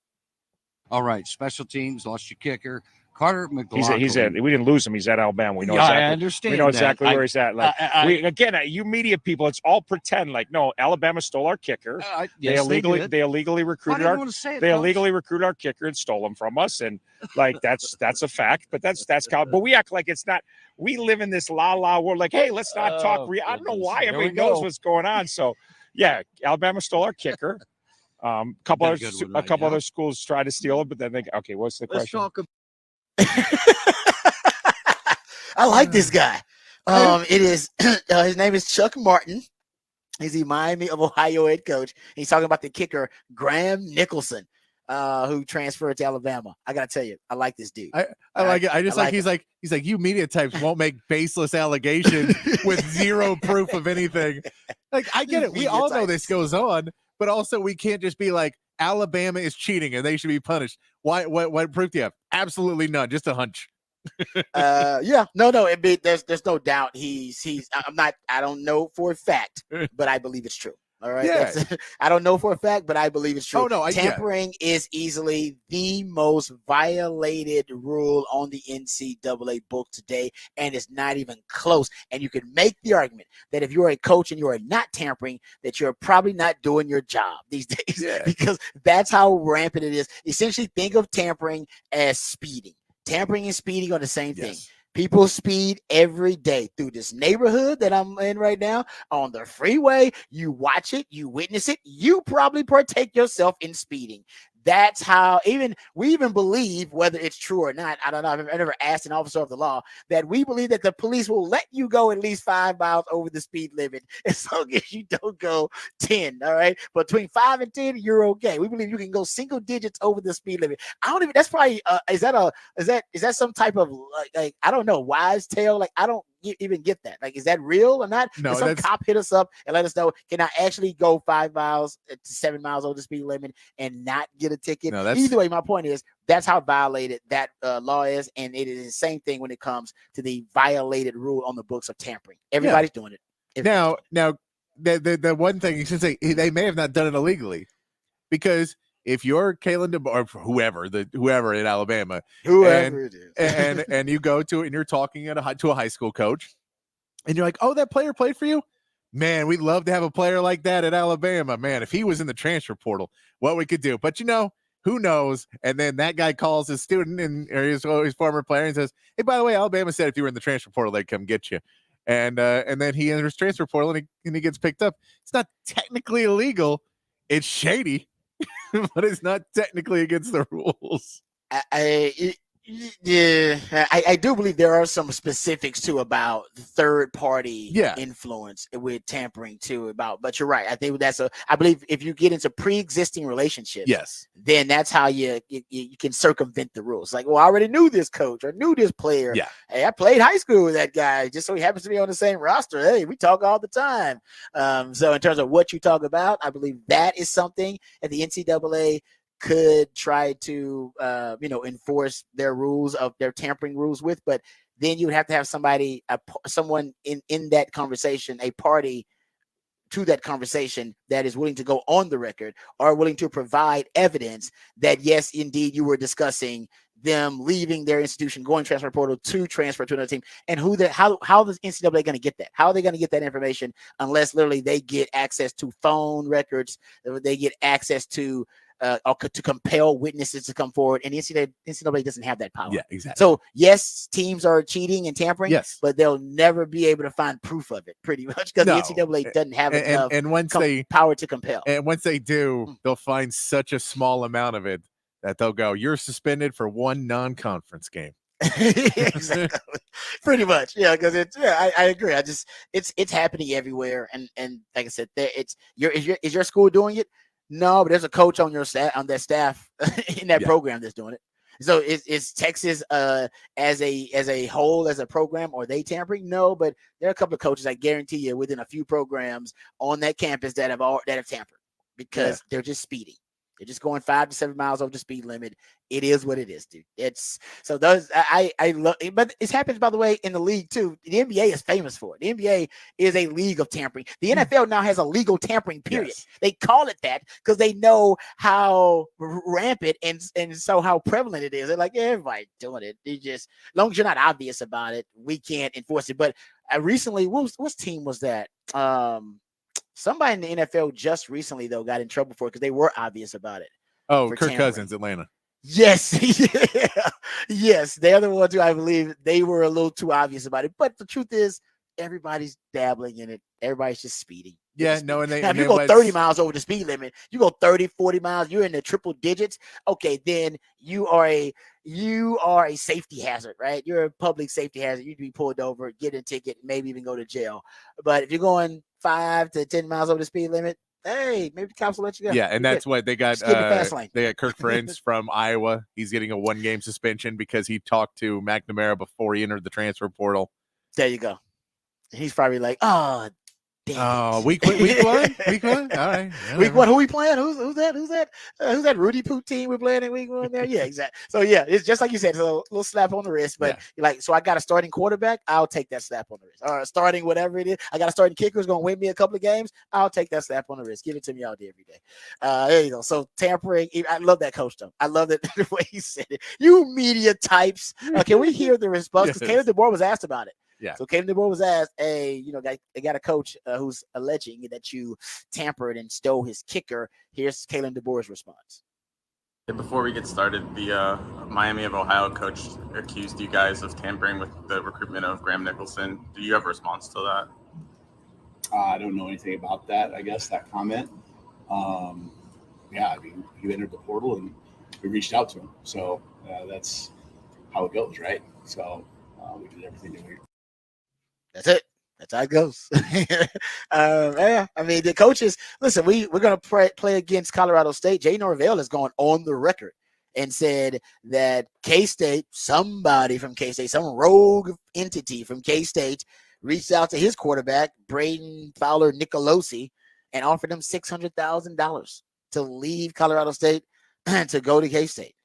So coaches are obvious in that. Yeah, I mean, tampering. And let's say we're not even immune to it in Texas. Of people, there was the whole rumor that Xavier Worthy, that USC was offering him all this money to go to USC if he would leave Texas and go there. Like it happens. It's happening everywhere, and that's you're stupid if you're not doing something around it and not being aware that it's a thing and both sides of it. But at the same part, there's you're going 5 to 7 over, just exactly. Just keep it under 10. No, in reality is, hey man, I'm going with the flow of traffic. We're all speeding. We're all speeding. You can't pull over. You can't pull over 70 cars at once. We're all speeding. I just need a rabbit. I need that rabbit. I got me a rabbit. I'm gone. And then all of a sudden, you see Michigan flying by on their shoulder. They're in the shoulder driving like, hey. Somebody stop them. They're honking at people. Oh man, riding their bumper. Oh yeah, man. That's Michigan. That's Michigan right there, no question. All right, but you know what? They did win a national title, so they got to their destination, and they still haven't technically been punished for that yet. No. We're waiting on when the NCAA will decide to release that information, but they haven't been punished yet. They're gonna wait and do it right before Ohio State again. I know. I wonder when that's coming. No, it's right before Ohio State. That'd be stupid. That's what they did before Ohio State last time. So Ohio State's going to complain, and then they'll get their way. So they always get their way. That's true. We're the best team in the country, but don't let us play them and get full strength. Yeah, don't do that, man. I want to see. We want to see if Ryan Day can actually beat Michigan, like without any help. Now it would be hilarious if they suspend a bunch of people and then they still beat him again. Hilarious, but. No, Ryan Day would be fired on the spot. That'd be a tarmac thing. They'd have to. Hey, don't even come back to the locker. They'll fire in the end zone. Yeah, but no, seriously, think about it. This is what we're talking about with Sark. You have to beat your rivals, and that's a prime example of it. You can be really successful, which Ryan Day is. Damn good coach. I mean, winning double-digit games, getting to the college football playoff, Big Ten titles, all that. But competing for them. But if you don't beat Michigan, then everybody starts to get a little bit anxious in that with that fan base, and that is that I'm not saying it's going to happen to Sark, but it could if you don't beat all your rivals this year, and let's say you lose to one or two rivals this year, and then your record versus your rivals is 2 and right now you're 1-3. All right, so you end up 2-4 against your rivals, something like that in your first 4 years.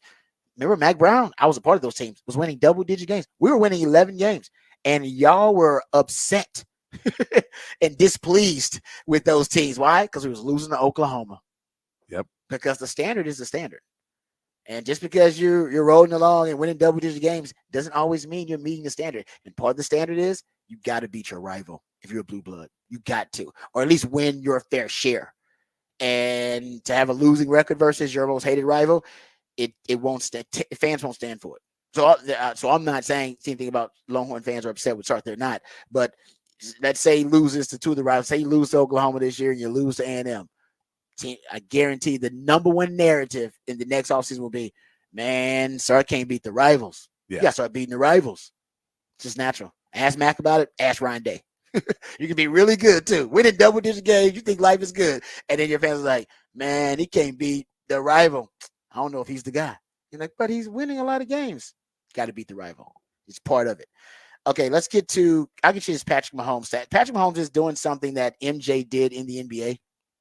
And it's becoming more and more apparent to me that he has like a Michael Jordan effect on the NFL where, Michael Jordan, the era that he played in, he dominated, and so did the Bulls. He played with a lot of other great players, like in terms of his peers around the league. But they historically, in retrospect, they'll never get their just due. They'll never get the props that they should for being the players that they were, because all we focus on in that era is MJ and MJ's dominance. We don't start talking about the guys who didn't win championships. We're also talking about Charles Barkley and how good he was, or some of those other great Patrick Ewing and how good he was. We don't get into that. We don't even talk about Elijah and how good he was. No, Scott, we don't get into that very much because it was all about the greatness of Michael Jordan. And unfortunately, I think Patrick Mahomes is having that effect on a lot of guys' legacies right now. I'll give you one quick stat. Consider this. If you look at largest team scoring differential in the last 5 years. So 19, 20, 21, 22, 23. So since 2019. We're looking at regular season only, not looking at the playoffs. Number one is Buffalo, plus 684. I've outscored their opponents by 684. That's the team scoring differential. The Baltimore Ravens are second at plus 647. 49ers are third, plus 583. And Kansas City is fourth at plus 574. So essentially, you look at the most dominant teams based on scoring differential, the top three most dominant teams in scoring differential since 2019 in the last 5 years. And none of them can find a way to beat Patrick Mahomes. So none of them will get their props as great teams. None of those teams. The Ravens, no Super Bowls for them because can't beat Patrick Mahomes. Buffalo came up short multiple times because Josh Allen can't beat Patrick Mahomes. And the 49ers, 2 Super Bowls now versus the Chiefs, can't beat Patrick Mahomes. And for Buffalo, it's even worse because Buffalo, their plus 684 is historic. It's the highest point differential in any 5-year span in the salary cap era since 1994 for a team that made 0 appearances out of it. So they have the highest point differential, scoring point differential for any team in a 5-year span that hasn't made a Super Bowl. And that's just because of Patrick Mahomes. Usually you got a scoring differential like that in a 5-year span. We talk about the 5-year window. You're going to break through. Of course you're going to break through at one point. Nope. No breaking through. Because the Chiefs are going 3-0 against the Bills in the playoffs with Patrick Mahomes dominating their defense. So that's kind of an MJ effect. The number for Baltimore is also the 5th highest since 1994. But you got a 2-time MVP. And his legacy right now is being severely affected by the ascent and greatness of Patrick Mahomes. I don't even know if we're going to give. He's going to actually have a negative. There's going to be a negative narrative about his legacy as a 2-time MVP because it will be couldn't get done in the playoffs though. That was more of a sham award for him, man. Regular season guy. We're going to have that opinion about Lamar Jackson in like 20 years. We're going to have that opinion about a lot of people. Yeah. Because it's the MJ effect, right? It's like at one point, like, nah, man, that guy, I don't even know if he was that good of a player. It's like, no, he was a really good player. It's just he played in the MJ era. How many guys are like that in the MJ era? Tons of them. Yeah. I mean, you look at Akeem Olajuwon and he's a 2-time champ, and you'll still say, you're like, well, but he wasn't. You're like, Akeem was probably as talented as Michael in a lot of ways. And it was just Michael was Michael. And it's like Michael was Michael. I mean, Patrick Ewing's never going to get respect because he couldn't win anything. And yeah, so many of those guys. And I think Patrick Mahomes is doing it right now to Lamar Jackson, to Josh Allen. Yeah. Like, we're never going to appreciate how great those guys are. And even the 49ers, my boy Shano's legacy. He's got a better chance because he's a coach, so he can coach another 20 years or whatever. So he's got a better chance because he can kind of coach toward the end of Mahomes' legacy and beat him there sometime and get another job with another team. But as players, though, oh man, you only got a few years to hit your peak and then your prime. And that's what happens if your prime lines up with MJ's prime and your prime lines up with Mahomes' prime. It's like, damn, I'll never get my just due for being great. And I just starting to notice that with some of those guys, a 2-time MVP, and nobody gives Lamar Jackson a lot of love because they immediately go to the narrative, but look at the playoffs. Yep. What he's done in the playoffs. It's like, damn, but a 2-time MVP? He's been like as a this guy got into the league. When did he get drafted? 2016. Something when like did they that, draft Lamar Jackson? I mean, you think about it, he hadn't been in the league that long and is a 2-time MVP already. I believe he might be the youngest. Oh, now not Patrick Mahomes, but he's one of the youngest. 2018. 20. Damn, I'm way off. He's 2018. Yeah, and already a 2-time MVP. 27 years old. And all we talk about is, but he can't get it done in the playoffs. He's a scrub in the playoffs. Yeah, he's just a jabroni in the playoffs. It's crazy, but that's the Mahomes effect. All right, we come back. We'll get into what the stats. That was a nice factoid. Probably should have said that what the facts were stats, but I got more for you coming back here on the Rodcast featuring Patrick Davis on Lifetime Longhorn Rod Vapors. Coming back on the Horn.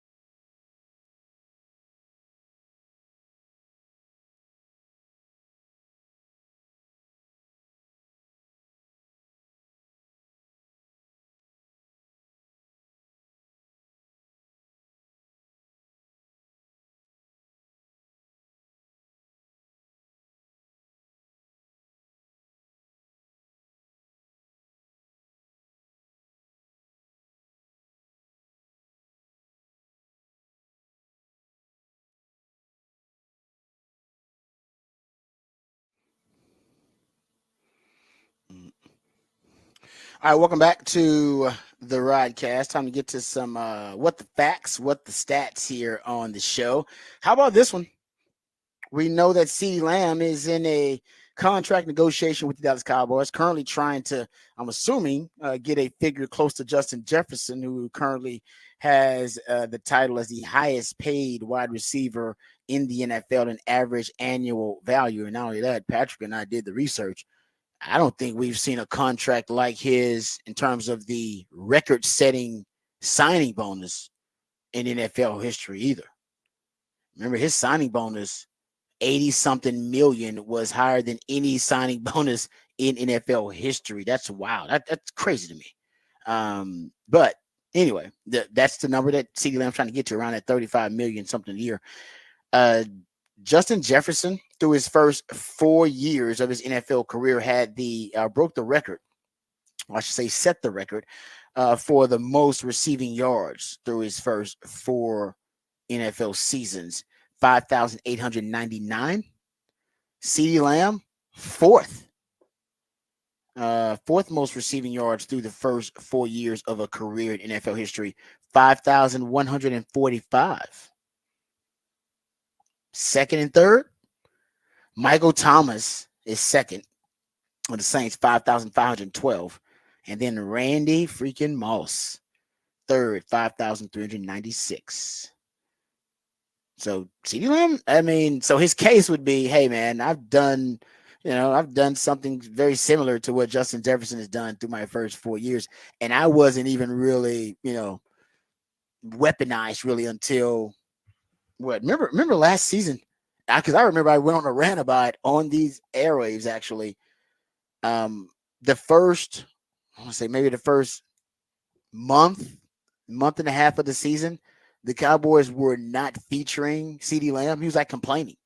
Yeah, I remember there was a conversation of, are they sandbagging him to not give him more money? Yeah, was a conversation last year.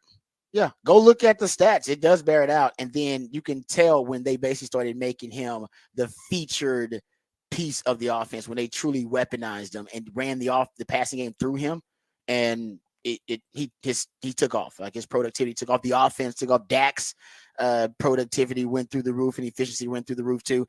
So I remember at the time going off about it. I was like, I don't even know what else they would be depending on to help forge their identity. Like, he's clearly one of your top 2 best players on offense, and you should run the offense through him. They did, and obviously it was one of the better offenses in the NFL. So that was, CeeDee Lamb would have a good argument that, hey, I've accomplished something on the level through my first 4 years, something on the level of a guy like Justin Jefferson, who's had more receiving yards than any receiver in NFL history through the first 4 years of his career. Okay, one more quick stat, because I know we're up against it. This one is for you gamblers out there. You want to make some money on the NFL preseason, which you could argue you're pretty degenerate gambler if you're betting on preseason, but I get it. I'm a degenerate too, just not of the gambling variety. Unders in the preseason started 26-7. They were 0-2 last night though. And so maybe trending towards something different, but 20 basically so far, you're 26-9 on unders so far in the preseason. It's a pretty good number. It's pretty good. So maybe bet the unders in the last week of the preseason games. Maybe you'll make a little bit of money. All right, there you go. That's the what the facts, what the stats segment here on the show. We come back and we'll talk about the in-division trade between Washington and Philadelphia, what it means for the Dallas Cowboys. I'll even make a connection to Steve Sarkisian and make a connection back to Texas football and Xavier Worthy from my breakdown of that trade. We'll do that on the other side right here on the Rodcast featuring Patrick Davis. I'm Lifetime Longhorn Rod Babers. Coming back on the Horn.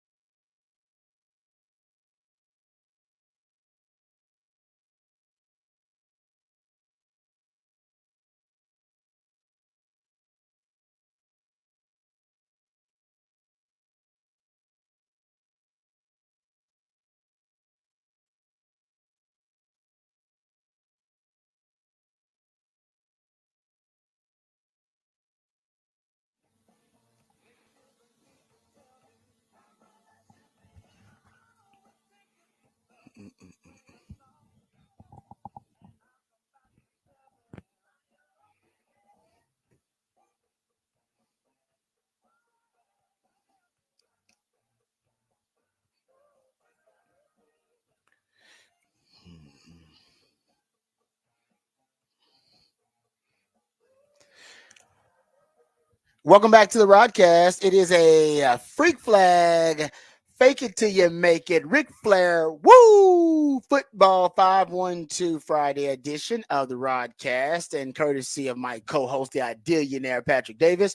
512 Friday is when he plays jams from local bands and artists, very talented human beings that you have a chance to catch live right here in the ATX. Who we jamming right now, Patrick? This is Grupo Fantasma, and they are playing Saturday at the Far Out Lounge. Appreciate that. All right. Also, Patrick comes up with the topic for the big fat poll of the day. And of course, we are creeping closer and closer to the start of Texas football season, a few days away from game week preparation. But this weekend, college football officially starts. So now, as my man Patrick calls, the soft start of things. But we're trying to get in a Texas football state of mind. So the topic is related to Texas football. Give the question to the people, Patrick. How big does Texas have to win against Colorado State for you to be satisfied? We gave you 4 options on the poll there. Just win, which is at 15% of the vote. 15 to 30 points is currently leading with 35% of the vote.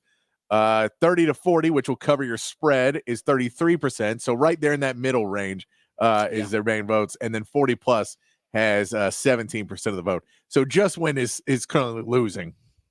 Not surprising. Yeah. You can't just win. Yeah, it's not acceptable against Colorado State. So, because I think people want to see Arch Manning. You're not going to see Arch Manning unless you're up by 3 touchdowns early in the game at one point. I think that's when Coach may start thinking about it. And if you're up, I would say if you're up by more than three touchdowns at halftime, there's a good chance Sark decides, all right, you know what? Let's put Arch in there. Let me see what Arch can do. Then maybe Arch by mid third quarter. You still laugh. I think Quinn would come out after that because I think he'd want to see how Quinn came out after half. Just to kind of get him in that groove. But I think shortly after a couple of drives in the third quarter, seeing how those go, you'd see Arch in there. So I got him covered. I know it's a big number, 33. Right? 33.5, yes. Is the spread 33.5? So basically, I got them covering that number. I think they should cover that number. Yeah, basically, it's a 5 touchdown spread. It's a lot. That's a big number. It's huge. But I've watched Colorado State, and I think they got one player. This is what I always start. I start my analysis of an opponent looking at, all right, how many players they got that can play on the Texas roster, and then especially when you talk about non-conference teams like this, or teams that are not as talented, are not as talent rich as Texas is in terms of their roster. I look at it and say, all right, how many of those guys that can play right now on the Texas team? And Torrey Horton is that name for Colorado State. He is a speed demon, had over 2,200 receiving yards in the last 2 years. By the way, that's the 4th most receiving yards among FBS receivers.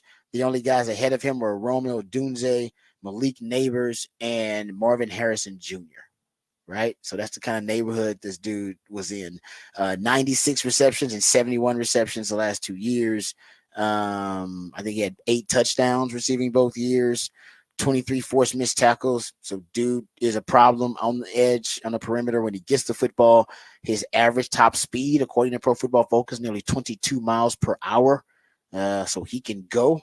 He actually had according to them, they had a top speed of over 22 miles per hour. Remember, Xavier Worthy, his fastest real analytics game time speed was tracked at 22.7 last year.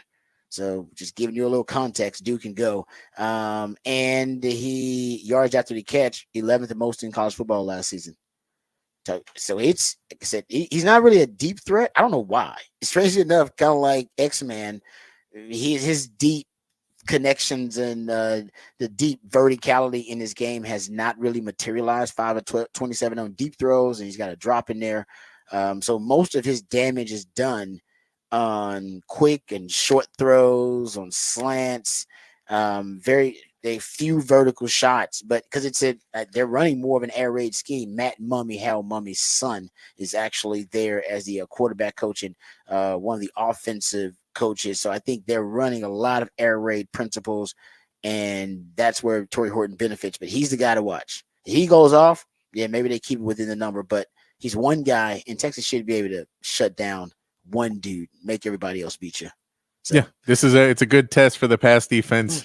If you can completely shut him down, then that gives you more belief that you can handle bigger issues down the road when there's more guys. But if you can double him and just kind of slow him down and shut him down, get some incompletions, get him off the field, make him not throw that way, then you can get a lot, that'll show good things for the future. I will say this. You might remember this name, some of you out there who are into recruiting, Armani Winfield. I believe he was at Baylor. He hit the transfer portal. Matter of fact, I think he was committed to Sark at one point. Armani Winfield. If I'm not mistaken, you recruiting heads out there, hit me up, 512-447-3776. Let me know. I believe Armani Winfield's his name. He committed to Baylor, but I think at one point he was committed to Sark, if I'm not mistaken, because he's a speed demon, but I could be off about that, but he's there. So they got another guy. Now, he hasn't proven himself like a Torrey Horton, but he's got some nice raw material, and they got two speedsters, and they got a quarterback, Braden Fowler Nicolosi, who apparently is worth $600,000 to K-State anyway. I don't know. He's actually worth that, but there you go. So that's Amari, looking online, real? he committed. I thought that was the case. He committed in January 2021 and then decommitted in November of 2021. Okay. Well, so they got a guy that Sark. So I said they got one guy that could played on the Texas roster. Maybe they got another guy. Sark liked him. And what kind of receivers does Sark like? Speed demons, guys who can run. That dude can run. All right. I already started my Colorado State prep in case y'all haven't. I hadn't noticed. I already started. I got a couple of pages here. Don't worry. I save it all for next week. I won't even get into it. We ain't there yet. No, we're just setting a baseline. Just setting a baseline for next week. I'm going to give you a little teaser. That's what this weekend's about. It's a little appetizer. Yeah. It ain't all about a little teaser for college football. Little soft start. I'm not going to use another term to describe soft that I screwed up with when the show first started. So soft start, I think, is apropos. All right. Let's flaccid Friday with Rod. Don't add it to the. You can't add it. Imagine putting that in the morning show. No, you're right, because I need F words that get you hyped and excited. And you're right, for some reason, flaccid, although can be described to describe something soft, can be used that way, but not. It doesn't. No, people don't like that. Not selling product. It does not. No, people. There's a very negative reaction when you use that term. All across the board, even if you're describing something, that is very mundane, it doesn't matter. All right, let's get to the Horn headlines here. Let's get updated, educated, and informed on all the top stories of the day with Patrick Davis in the Horn headlines. All right, your Horn headlines brought to you by Top Gun Rentals and Lawn Equipment. In the MLB, the Astros picked up a 6-0 win over the Orioles in the first game of their weekend series last night. Spencer Arrighetti continued to show his growth as he pitched 6 shutout innings, only allowing 3 hits. Rookie Shea Whitcomb knocked in 2 RBIs as the Astros cruised to an easy victory. Hunter Brown takes the mound tonight as the Astros try to widen their lead in the AL West. And the Rangers began their series with the Cleveland Guardians tonight with Nathan Eovaldi getting the start. Eovaldi's been struggling, picking up losses in his last 3 starts and allowing at least 3 runs in his last 4. The Rangers hope to take advantage of the Guardians' current problems that they're only 5-5 in their last 10 games and on a 2-game skid. In the NFL, the final week of the preseason began last night with the Colts beating the Bengals 27-14 with Anthony Richardson connecting with A.D. Mitchell for a 9-yard touchdown in the win. And the Bears handled the Chiefs 34-21 with almost no starters for either team playing in the game. The Texans and Cowboys will be in action on Saturday, taking on the L.A. teams, with the Texans facing the Rams at noon, followed by the Chargers visiting the Cowboys at 3. College football kicks off this weekend with 4 games on Saturday, headlined by Florida State, looking for respect as they take on Georgia Tech at 11 a.m. After that matchup, you will be able to watch Montana State versus New Mexico, SMU versus Nevada, and Delaware State versus Hawaii in the soft start to NCAA action before next week's full go. And that is your Horn headlines.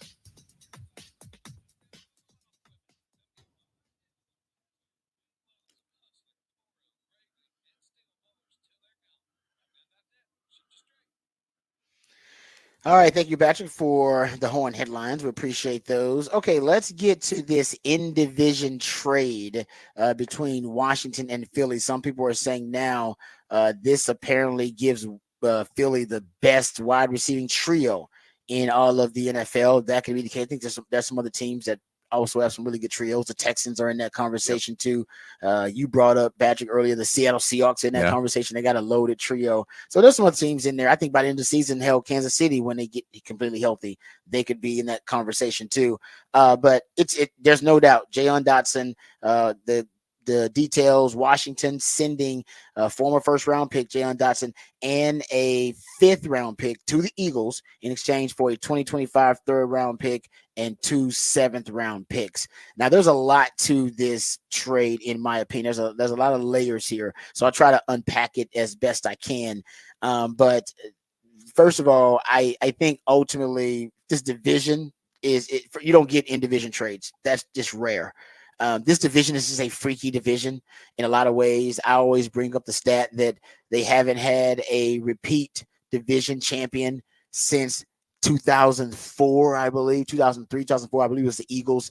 They were the last repeat division champs, but it's been like 20 years since you've had one. In every other division, I think, has had at least one repeat champion in that time span, multiple repeat champions in that time span. So it's unique in that way. Also, there's now this added incestuous element added to it where Dan Quinn, former DC of the Cowboys, now head coach of Washington. Kellen Moore, former offensive coordinator and quarterback and quarterback coach and BFF of Dak, is now the OC with the Philadelphia Eagles.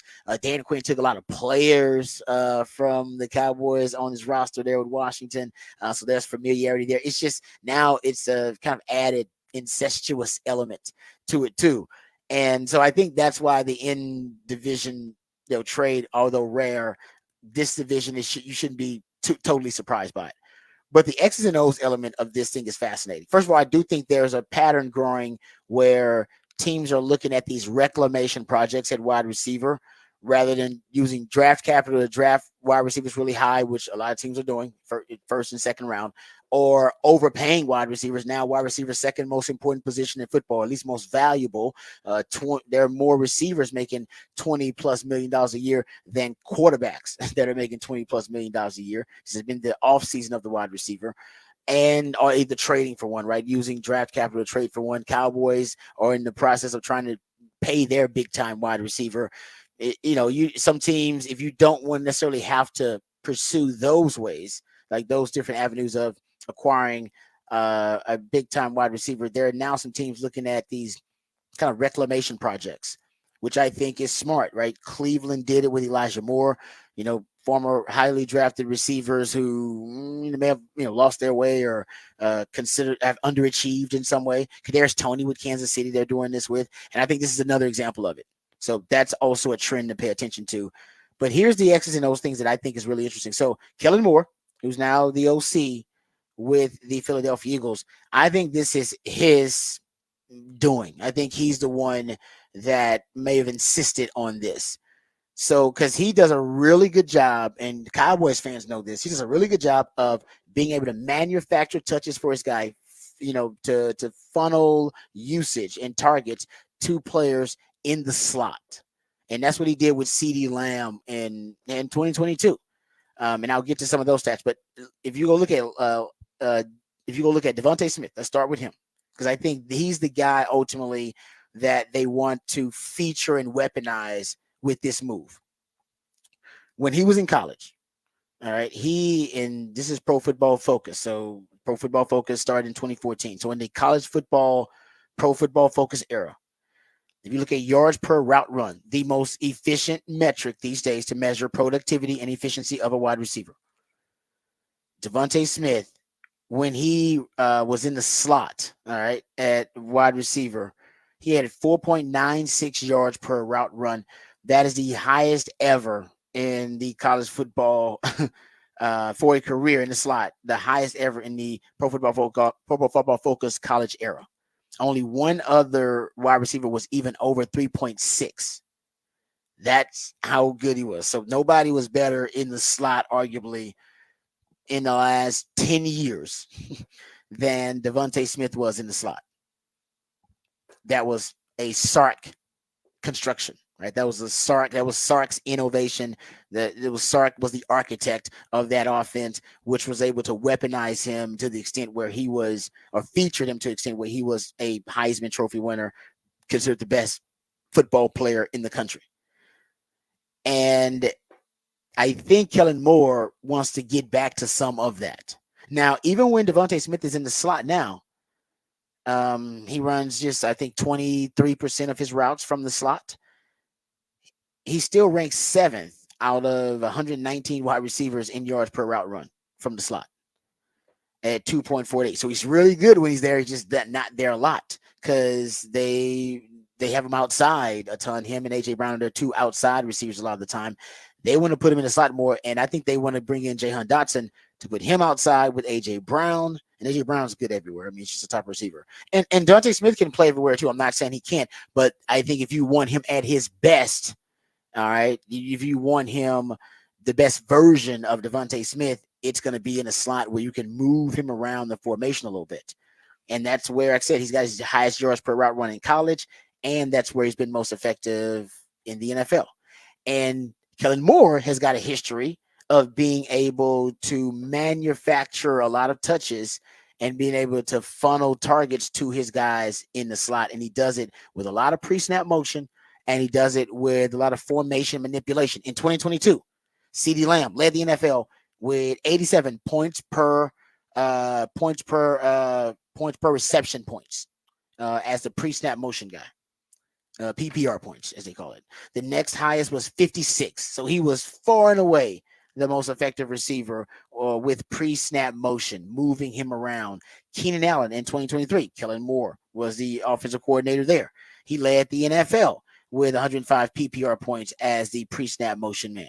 So same thing. He had never scored more than 40 points as the pre-snap motion man, and he ended up with 105 because of the way Kellen Moore uses those players when he's in the slot, being able to weaponize those guys. I think that's what he wants to do with Devontae Smith.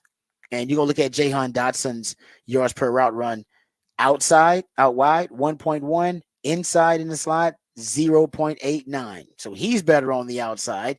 Devontae Smith out wide, 1.65 yards per route run, in the slot, 2.48. He's better in the slot. They want to use him in the slot. He was better in the slot even when he came out of college, the way Sark was using him. That's the Sark connection. And what I love about this, too, and not just in the NFL, but you can go back and use some of the same concepts that Sark used to weaponize Devontae Smith's frame and his skill set as a receiver, because he's unique in that frame. If you go look at body mass index, and this kind of goes to Sark's type of receiver, which Devontae Smith is, which ultimately Xavier Worthy is, and even a guy like Silas Bowden, who's one of the smallest receivers in college football right now, and one of the smallest receivers in Texas football history. But so is Xavier Worthy. Xavier Worthy, you look at BMI, body mass index, he was the 9th lightest receiver at the combine since 2000.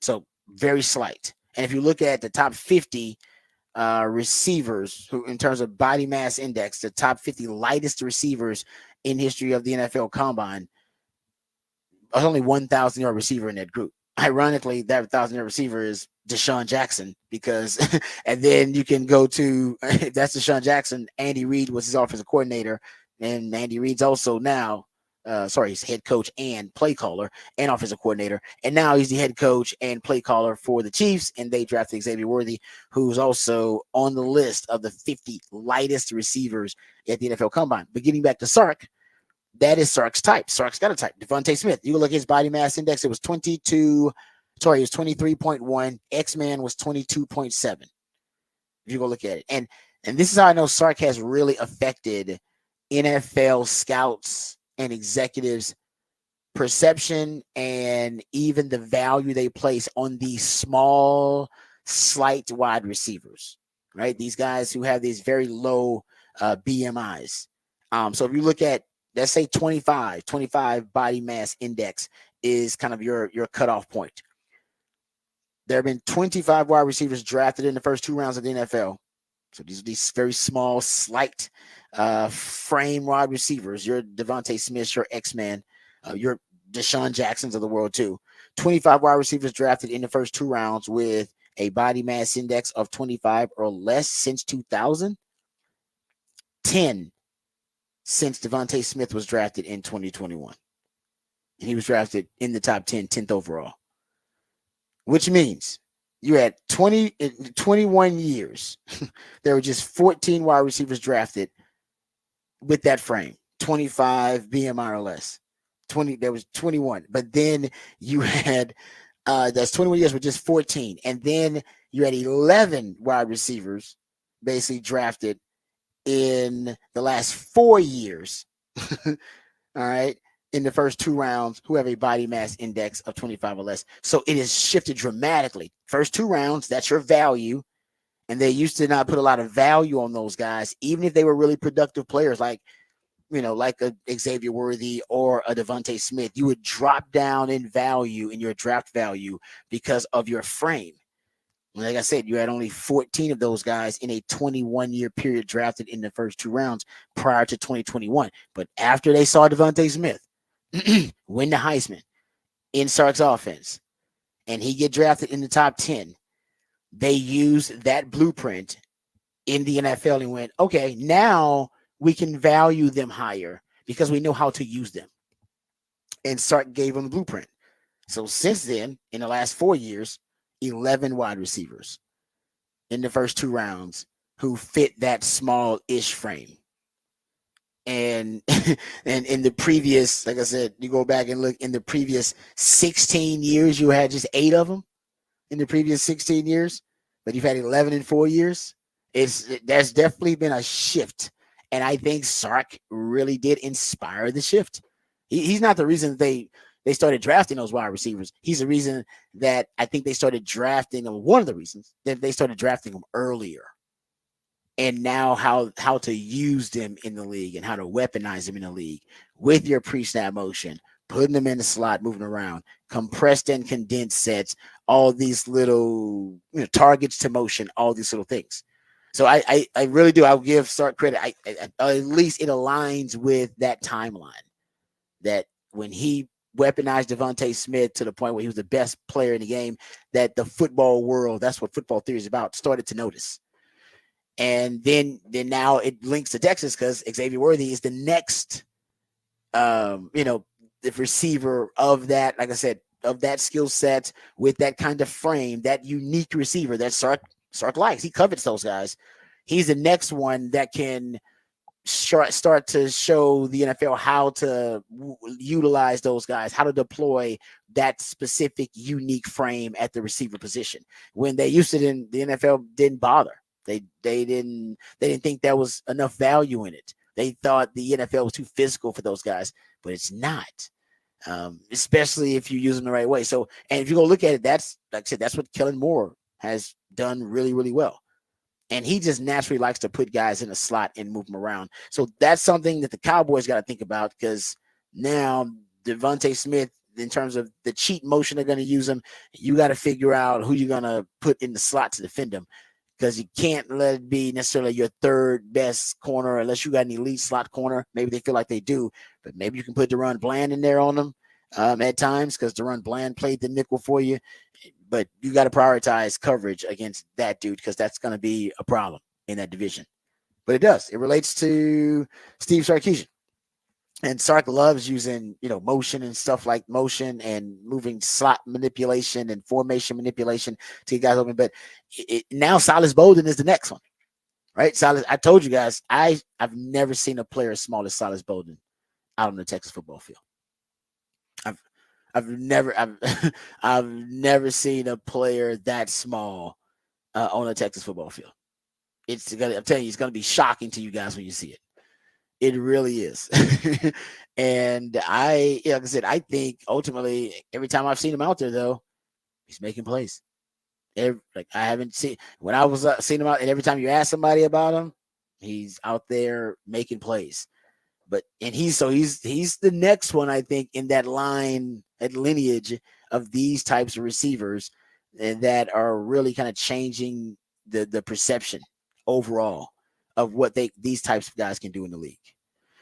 All right, so there you go. Connection all the way. How you like that? Boom. From the NFC East to Division to Sark, and boom, all the way to Xavier Worthy. Also, something, since we're talking about this division, one of the reasons, at least from what I can gather from a lot of Washington insiders, they really like Luke McCaffrey, and that's one of the reasons they feel confident in making this trade and losing Jahan Dotson, because apparently they really like him. He's had 5 targets, 4 receptions, 3 first downs, and 55 receiving yards so far in the preseason.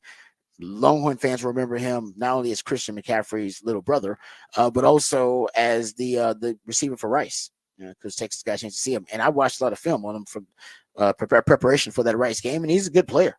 I didn't realize, that they liked him that much, but apparently they do. And there's some freaky stuff going on in Washington anyway. I talked about their offense earlier. They got some real original air raid tendencies, and some air raid tendencies they've been really extreme on in the preseason. So maybe they're just experimenting with stuff, and some they've been more progressive, and some that I think they're a little bit antiquated on. Like, for example, the Washington team, they are running right now in the preseason no huddle rate of 57%.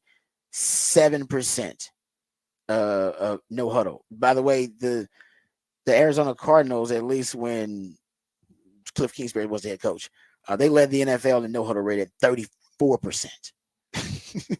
and they're at 57%. That's extreme. They don't use a lot of shifting and motioning. We talked about pre-snap motion shifts. They're right now overall, Washington's at 10%, last in the NFL in the preseason, 31st in play action rate. And those are 2 of the best cheat codes I talk about all the time in football, and they're not using them. Maybe they just don't want to use them right now. We've talked about the heavy RPO rates right now. They're top 3 in RPO rate in the NFL, and that's because they're getting the ball out as quick as any team in NFL history. I'm not making that up in terms of the preseason. Right now, Jaden Daniels' time to throw is 1.9 seconds. Guys, the fastest time last year in time to throw was 2.3 seconds.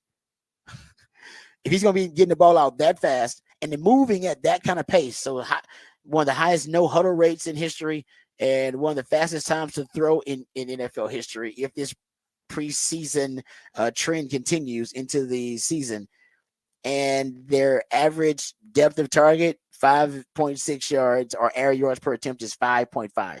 The shortest last year was 5.7 in the NFL. These would be crazy, wild trends to continue if they do. And like I said, I don't know right now if Cliff Kingsbury is just experimenting or if this is the philosophy that he wants to go with. Terry McLaurin's played 29 snaps in the preseason. Their number 1 wide receiver. 28 of them have been on the left side of the field, same side of the field. Which is a kind of an air raid thing. We talked about that with Torrey Horton, that he's mostly on the right side of the formation in Colorado State, and they're running air raid. It's, like I said, some things he's being progressive about and some things he's being antiquated about. Not sure what's going to stick. All right, we come back. We'll get into some Texas football conversation. We'll hear from CDC and Terrell Valbrus, the 2 athletic directors for Texas and Texas A&M.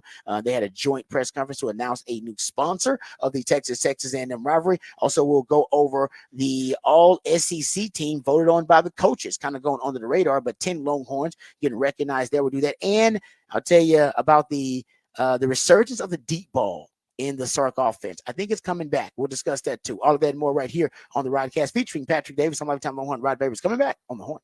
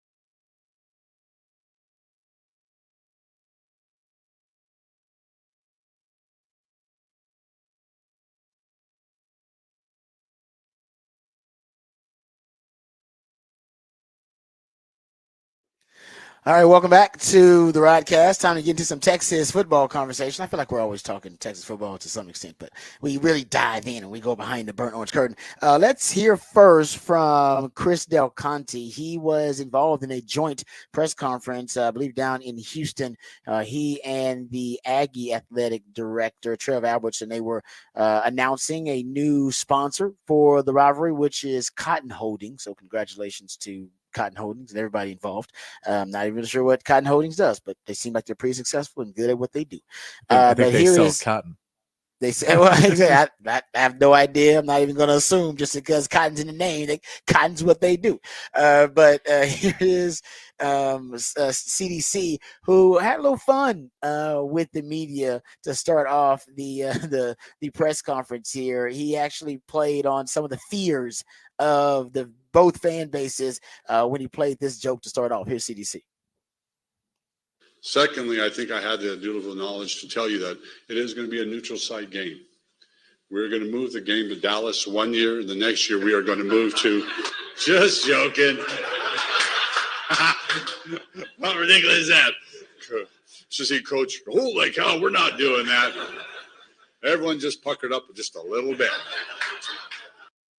There you go. CDC having some fun. I know some people were concerned about that. I remember I actually saw when they announced the joint press conference. I remember some people brought that up on social media, and Bobby Burton over at On Texas Football put the kibosh on it pretty quickly and said his sources told him there's no chance. That's like literally that wasn't even a topic of conversation. Never really came up.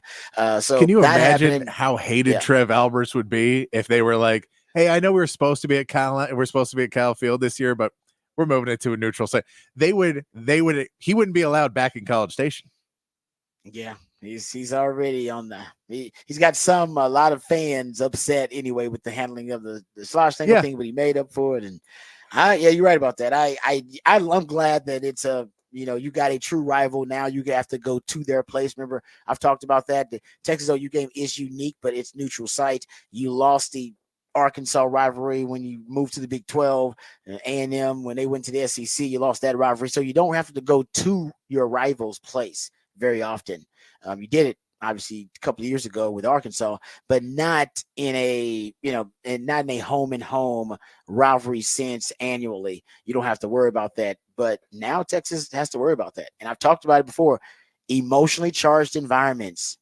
And everybody responds to those really emotionally charged environments in their own way. Some guys can ride that wave of emotion and it uplifts their play, and they play at a higher level because of it. They always say play with emotion, don't play emotional. And, so make sure you're in control of it essentially. And there are some guys who are not in control of it at all, and the emotion overwhelms them, and it affects their processing and their thinking, and they're just not the same player. It debilitates them as a player. It hinders them as a player, and so those rivalry games are the most emotionally charged games you can have.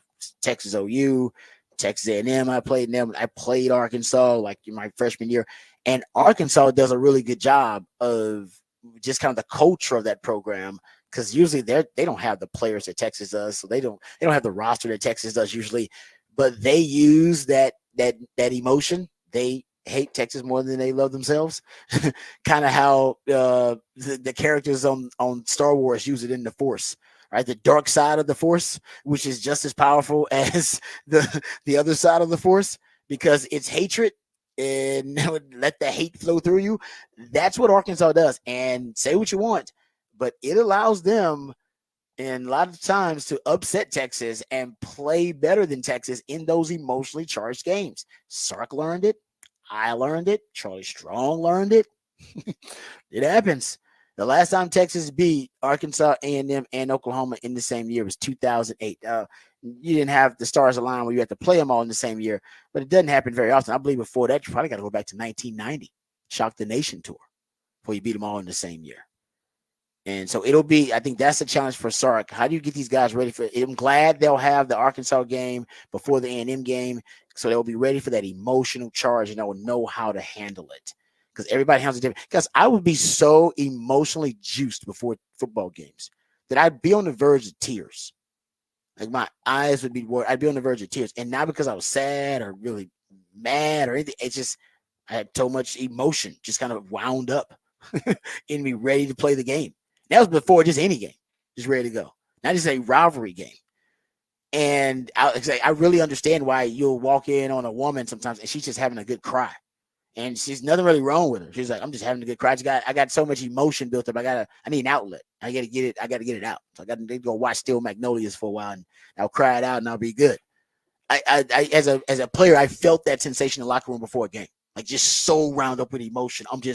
I got it. Like my got tears welling up in my eyes. I'm like, why am I about to cry? I'm not sad or anything. It's just now, as I know, as a mature adult, it's just you're overwhelmed with emotions, plural of any kind.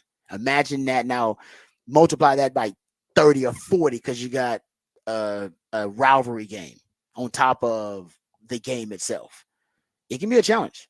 So that's the only thing I kind of worry about. And that's where Texas, the rivalries are going to be really important this year for Texas. And Sark needs to beat all his rivals, all Texas rivals this year.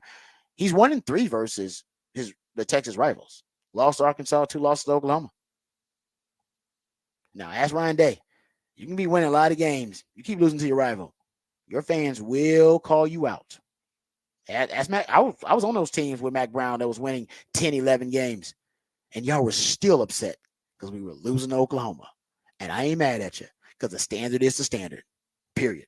Standard don't change just because you win 10 games. You still got to reach the standard. And if you don't, then you need to be called out. So Sark's got to start beating the rivals. He's doing great. He's killing it. I love Sark. Still got to start beating the rivals.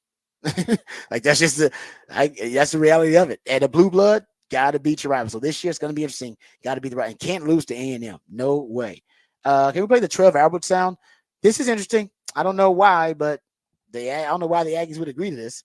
But and I didn't hear CDC talk about it, but I heard Trev Alberts bring it up, the AD for the Aggies. Apparently, there's going to be a competition of between the athletic departments between Texas and Texas A&M, and there will annually be a cup that is given to the champion, to the winner of this competition. Listen to Trev Alberts. He broke it down, and it's not just a football thing. Sort of we're going to keep track of all the sports and, come up with a cup, if you will, a competition, throughout the course of the year that entails all of our sports. And so, obviously the focus is on the football game because of the history and tradition, but, this will be a rivalry that I think can enhance past football and will be important to all of our programs and students.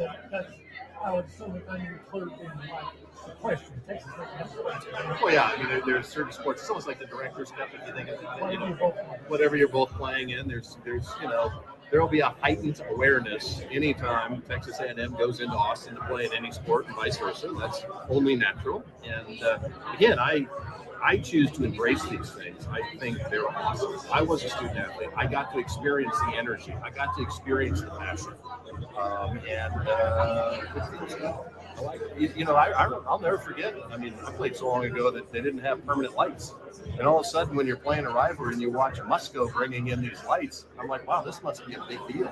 And it was a big deal. There's a different level of investment. There's a different level of interest. And the student athletes really benefit from this. It's really good. All right. The beat in the background, it was kind of jamming. Yeah, so he's basically going to have their own version of the Directors' Cup, a Lone Star Showdown Directors' Cup. Texas has actually won the actual Directors' Cup, 3 of the last 4 years? How the hell the Aggies are ever going to win this thing? Well, how's that possible? So it's only sports you're both in. So that helps somewhat of the Aggies because they're just not in all, but I don't think it's going to matter enough.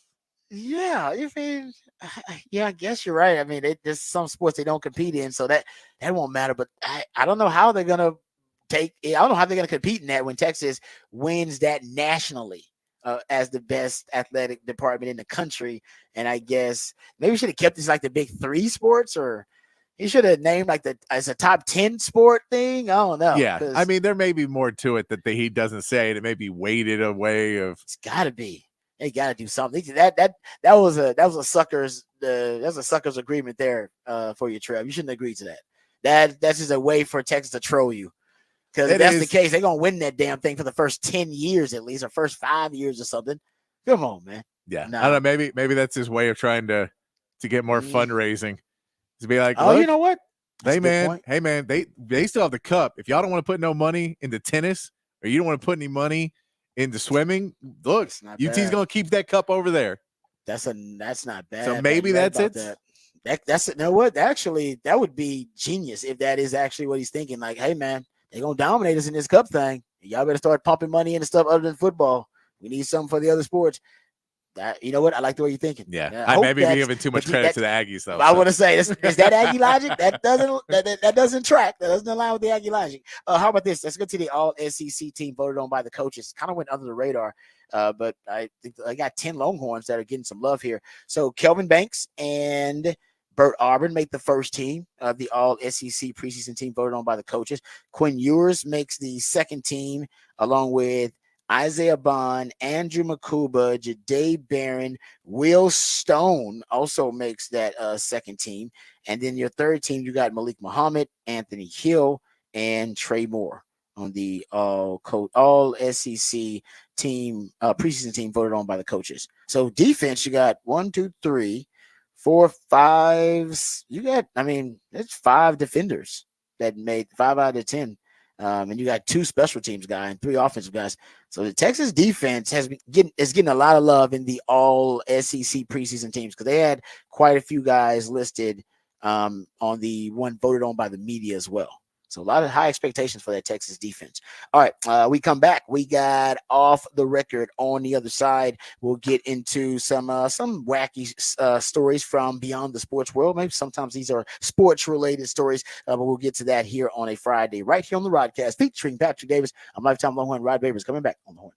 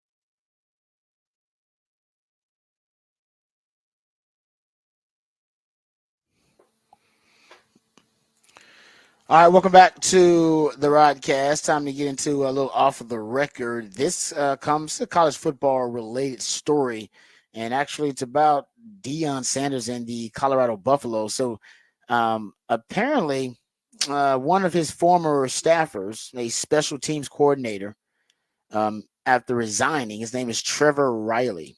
He resigned his post on August 1st. He went on the record about trying to fundraise NIL funds for the school's 5430 NIL collective. And he told Sports Illustrated that, he has no bad feelings with Colorado. It just didn't work out. He said, but he also admitted during the interview that he spent time in the Middle East this past holiday season lobbying Saudi Arabia's PIF, the Public Investment Fund, for name, image, and likeness funding on behalf of Colorado. A copy of what Riley says was in his resignation letter to CU Athletic Director Rick George and Deion Sanders was reviewed by Sports Illustrated. And, quote, the arrangement was that because I did all the NIL work at Jackson and got us through, you guys would pay me a modest salary and make me the special teams coordinator, which should have freed up time for me to handle NIL activities. It also said you paid me $90,000 a year and let me handle special teams. I did all this work in your name and was told to pursue it. He says here he burned through a lot of his personal contacts in the Mormon community, and he said he obviously can't get those people to answer his calls now because he fell out of favor with them apparently. So he's a little bit upset, and I believe that there are some threats that I guess that could be some civil action maybe. But he admitted in this document that he said, I even went to Saudi Arabia and got meeting with the Saudis who were interested in pursuing business. I have email receipts to prove it. And he said, you guys let it fall flat on its face. He said he acted on his own accord, trying to pull in donors. He said he did nothing illegal and was trying to help Colorado the best way he knew how. And Sports Illustrated reached out to Colorado Athletics, who didn't comment on Riley's trip to the Middle East. So there you go. He admitted basically in his resignation letter that he went to the Middle East to pool some funds or fundraise with the PIF. Some people have a problem with this. Is this going too far to solicit fundraising and funds from the Public Investment Fund? I mean, they are obviously the financial backer of LIV, LIV Golf, obviously the LIV Golf entity, which has caused all type of disruption and turmoil with the PGA. And I think they're still sorting out, LIV in the PGA, and now LIV guys can play in the majors, but can't play in the other PGA events. And they got all types of rules now. And we don't know what the future of that is going to be. Could PIF, and they're in other sports as well. They're in F1, a lot of soccer leagues. They're already invested in. So the PIF is invested in other sports leagues and other sports entities around the world. Could they jump into college football now? I don't know if there's a major college program that wants to deal with the red tape and everything that's around that. And knowing that you're going to lose students, you're going to lose professors probably, that will be like, I don't want anything to do with this. You talk about players that are already there that their parents will say, my kid's not going to a place that's taking money from the Saudis. Yeah. Even if they're not getting money from it. I imagine there's just so much on, there's a positive is which you'll make Oregon, you'll make Oregon money look stupid. But on the flip of that, I think that there would just there's so much stuff. You already have Deion Sanders to add in. And we've already got all of this media circus kind of going on over here. Do we really want to add in and be the first school to do this and try and deal with all that ground? I don't know if it's worth it to have, to have all that blowback of whether it's founded or not, it'll be there. No question. Oh yeah, it'll be there. And you're right about it'll have effects on applications and professors and all that kind of stuff. I totally agree with you. And like I said, I don't know if some team will get desperate enough. We haven't embarked on the revenue sharing era yet. It's coming. Yeah. Teams will have to come up with an extra $20 million in terms of the money they're going to share with student athletes. When that happens and teams are trying to close those financial gaps, we'll see if they get a little bit more desperate and reach out to. We've already heard of, there being private equity and private capital firms that are now at least in discussions with some of these college programs. Essentially, PIF is not that different from some of those. They're just a Saudi-backed one. Yeah. But essentially, you're talking about hopefully private capital. Private equity is different because that's talking about ownership. I don't think you want to go there. My guess is that if something will come out in the next few years that somebody's like part of it, but not really, and they're kind of like back channeled through where they're trying to hide the fact that they're taking that money, but they are taking that money. So they're like they're back channeling it in, and then they'll get blown out that somebody will write the expose piece on it. You want the money, but you don't want people to know you're getting it from the PIF. You don't want to deal with the backlash. Do that somehow, it'd be great. Yeah. Yeah, you don't want to deal with the backlash of just it's a controversial enough issue that it basically blew up the PGA. Yes, and the only way you can really kind of do that if you're maybe a private school. If you're a public school, you got no shot. Yeah. Like you in Freedom of Information Act, you got no shot if you're a public institution. Yeah. But if you're a private school, maybe you get away with it. Keep it under wraps a little bit, but for how long? Some media. If you're a big enough program, some media, some journalists around. When all of a sudden you keep playing your non-conference games, you're like, hey, about we do a neutral site game in Abu Dhabi. What? Oh man, you said if it didn't. Yeah, you're right. Texas, I will say, went on a tour of the UAE back in the day. They kind of had a tour, and I think it was. I don't know if it wasn't PIF or anything. They were like fundraising, doing stuff out there. Yeah. So I mean, that's interesting though. I've never thought PIF would even get mentioned, but I mean, he's basically saying, hey man, I was already doing the legwork. I was over there talking to him about it. So it means it's at least in somebody's ear in the PIF. And I wonder when they get into a major American pro sport, who's the first? Will there ever be? Because golf is obviously international and it's a major sport, but it's not one of the three big major sports in America, right? I think they're sticking with sports that have international influence too. They don't want, I don't know that, college football wouldn't even really fit their investment type. That's why they like golf, because there's an international influence. I think their investment in like F1 and the soccer clubs is because it's international influence. If you're talking about, the NFL, that's not an international influence really with the NFL. Less with Major League Baseball has some, but still, and the NBA probably has the most of the major sports in America if they want some international influence. And the NBA's got enough stuff going on with them dealing with politics and don't want to add that one in. Controversial issues. I don't think they would add that either. I think Adam Silver would stay away from that kind of stuff. No, I think the one it'll be the Dodgers when all those checks start to come due for Shohei and all these other players that have deferred payments. They'll be like, well, we can't afford any of this, so I want to buy the team. Bring in the PIF. Yeah. All right. Let's get to the break. We'll come back. We'll dive into CJ Stroud. Basically, he listed his favorite quarterback to study and watch. And I think it's an interesting case that he brings up. And I think it's something now I'm starting to appreciate a little bit more too. Some of the younger generation of quarterbacks really like this veteran QB in the NFL.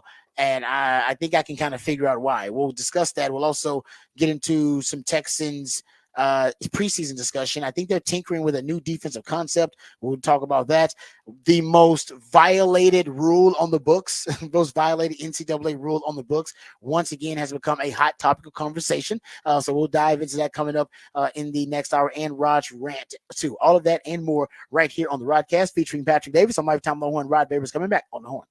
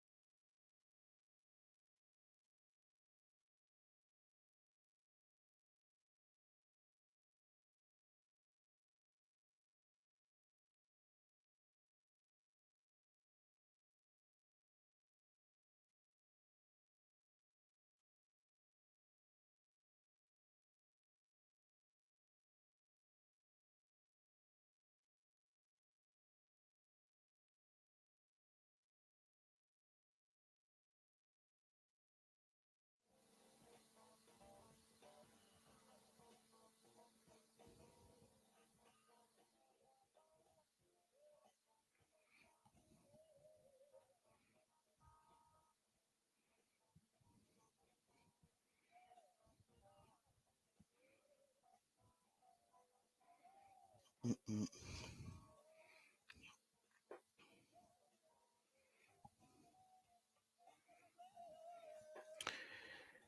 Welcome back to the Rodcast. It is a Freak Flag Feel Good, Fake It Till You Make It. Ric Flair, woo! Football 512 Friday edition of the Rodcast. And 512 Friday means that my co-host, the Idealionaire Patrick Davis, he's playing jams from local bands and artists, very talented human beings that you have a chance to catch live right here in the ATX. Who are we jamming right now, Patrick? This is Nether Hour, and they are playing Saturday at Sagebrush. I like that. It's a nice name, Nether Hour. Also, Patrick comes up with the topic for the Big Fat Poll of the day, and that is right now already posted at the Horn ATX at the X account. You can go check it out for yourself. Patrick, what's the topic for the Big Fat Poll of the day? Big Fat Poll of the day. How big does Texas have to win against Colorado State for you to be satisfied? Right now, we gave you 4 options, which was just win 15 to 30, 30 to 40, which would cover your spread at 33.5 and 40 plus. Right now, 15 to 30 is where people are at. So they want them to get a good enough win, multi-score win, but doesn't have to necessarily even cover the spread, but a multi-score, a 2 or 3 score win. 33 to 40, 30 to 40 is second. So yes, covering the spread. And then tied right now is just win and 40 plus. So Spiel split of, man, I just want to see a win. I'm not going to get over it, not too over it. And the flip side of, if we ain't winning by 70, throw the season away. I'm going off. Yeah. Then I'm going effing off. Yeah, no, it's good. I think they should cover. If they win by 30 and not 30, what's the number, 33 and a half. Yeah, I mean, I could see that. As long as I see Arch, because I feel like that's going to be Sark's. That's going to be my kind of gauge for Sark, right? And how comfortable Sark is in whatever lead Texas has and how in control of the game they are. Because I do think when you see Arch, I do believe he'll be able to extend the lead. He's still going to be working with a really good O-line, still going to be working with really deep. Sark's not going to take out the top, 6 wide receivers out of the game when it starts. So he's probably going to sit down the top 2 or 3, and Arch will still be working with a really good group of wide receivers, including probably Ryan Wingo out there. That good luck, Colorado State, with that. And I don't know how much he wants to throw the football. Right, he might decide, hey, we're gonna run the ball. We're up big. We want to be conservative and run the football. In that case, he's protecting the running backs for Texas, and he'll probably have in. Maybe Gardner gets in there, young Jared Gibson, or your running backs in there at that time. So to me, it's about when I see Arch, and I want to see Arch mid-third quarter. I want to see him the second or third drive of the third quarter for Texas. If I can see Arch, then that means Texas is well in control of that game. If I don't see him, then by that time, then maybe Texas only has a 3-score lead, in the third quarter. And maybe something like that. Didn't come out strong to start the third, or didn't at some point didn't get that run, didn't get that big run where, because we know last year that was kind of Texas thing, is they were just going to run and they put up like 21, 28 points, like an 8-9 minute span, and then like, okay, game's over then. It's like we're done, we did it. Yep, that's exactly right. And that's I don't know. And by the way, that's Sark's MO, right? He's kind of like an NBA team. That run is going to happen. Unfortunately, last year you'd have that run early, and by the way, not last year, previous 3 years, right? That run is not always guaranteed to happen in the fourth quarter to close out a game. In the Alabama game, it was in the third quarter, I think you start having that run and you separate. In the remember that Wyoming game, it didn't come to the fourth quarter. It started the start of the fourth quarter. You had your run. You scored 21 points in a 7-8 minute span. Game was over. But until then, remember, the game was tied. Yeah.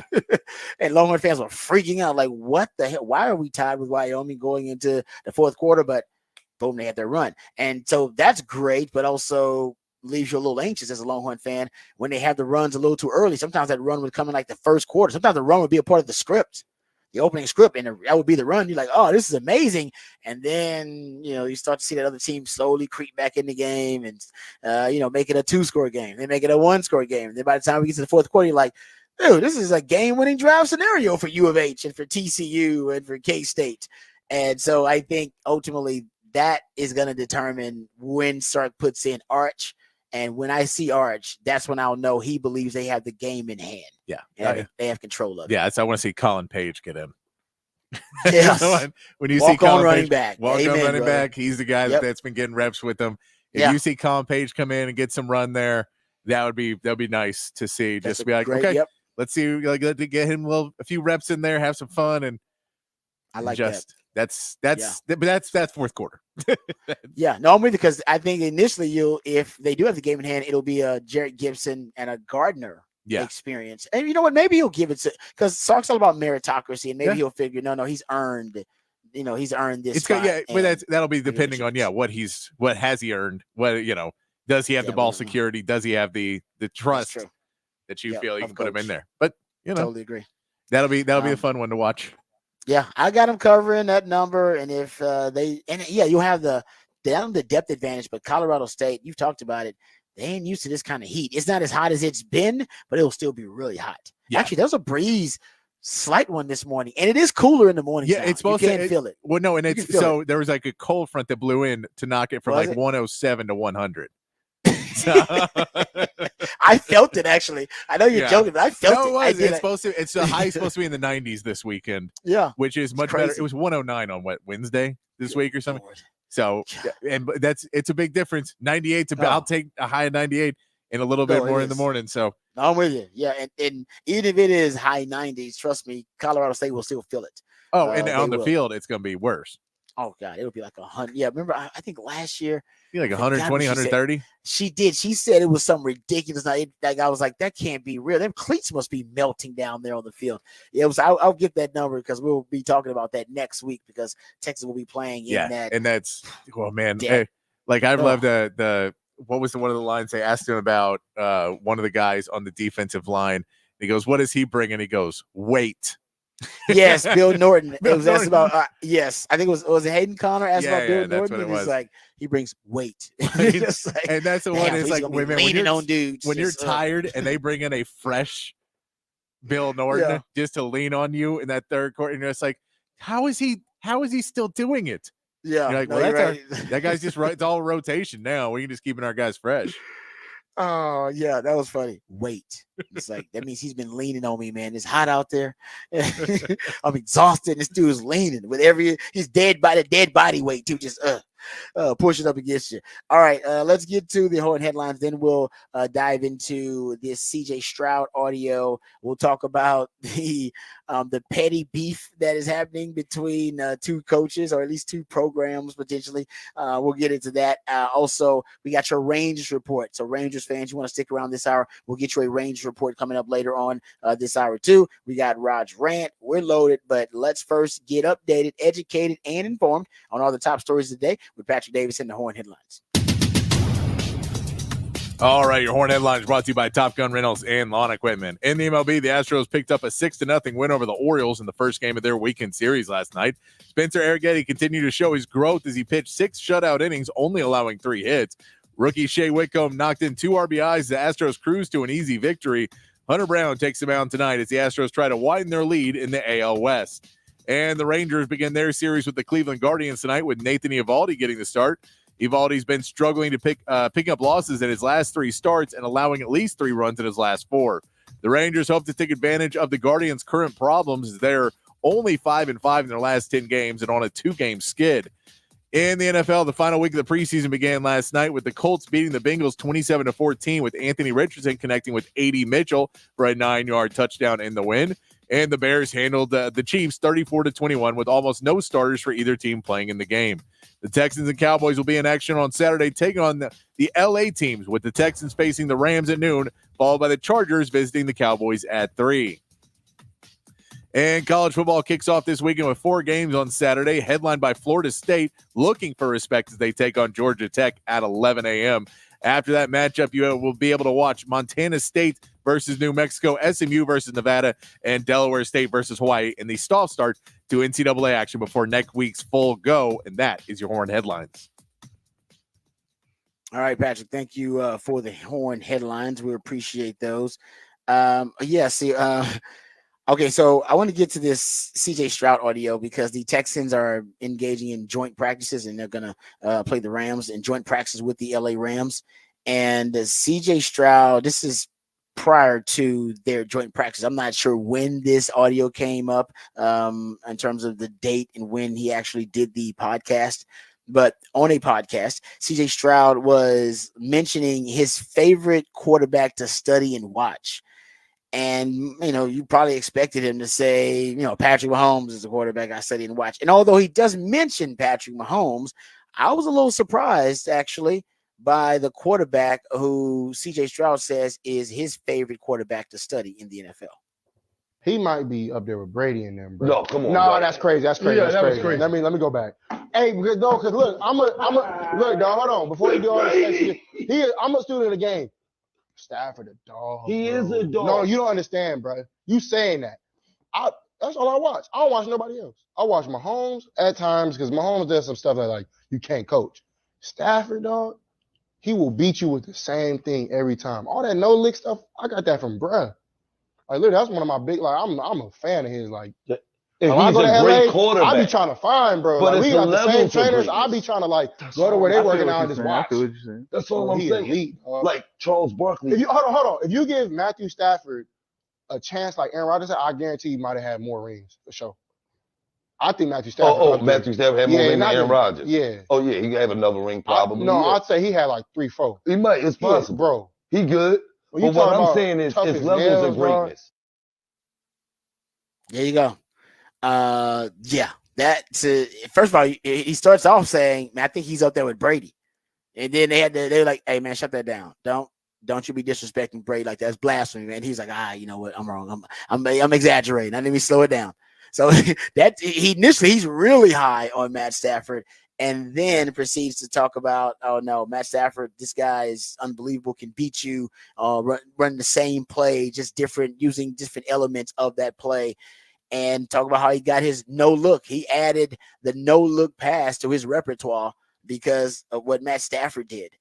And it reminded me of the Caleb Williams sound. We played this a couple of weeks ago. We played a sound of Caleb Williams. He was on with Kay Adams, I believe, and he was talking about his favorite quarterbacks to watch. And we were a little bit surprised at the quarterbacks that he mentioned. He mentioned, Aaron Rodgers was one of the quarterbacks he mentioned, but then he also went off about Matt Stafford. And how no, Matt Stafford is the guy, man. I watch a lot of Matt Stafford. And these are the younger generation quarterbacks. CJ Stroud is, going on his second year. Caleb Williams, of course, drafted number 1 overall as a rookie. And I know CJ Stroud's a West Coast guy, so maybe when he came to the West Coast, these guys started watching him on the West Coast. I have no idea, but it seems to me that the players, the guys who play the position at quarterback, and the guys in the NFL, Stafford's peers, they may have a higher opinion of him than the media and the fans do. And maybe because our memory, we go back to Detroit, Matt Stafford, who still played at a high level, but it was in Detroit. They were losing games. And maybe the younger generation, they see Matt Stafford as more LA Rams Matt Stafford.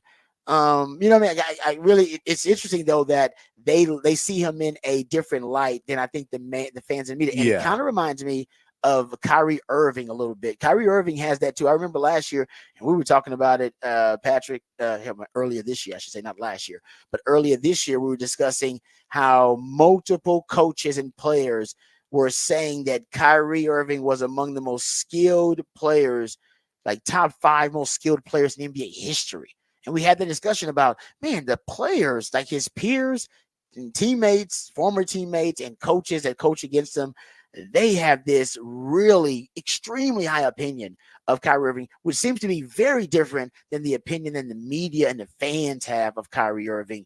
And I almost feel like Matthew Stafford might be the Kyrie Irving of the NFL in that regard, where his peers and teammates and players, they see him in a different light than we do as fans and media. Yeah, and I think there could be something to be said too of that the younger generation who doesn't look at him in that the same thing with Matt Stafford, where there was always kind of this bust put on him, even though he wasn't a bust, but they were like, well, you never took Detroit to wins.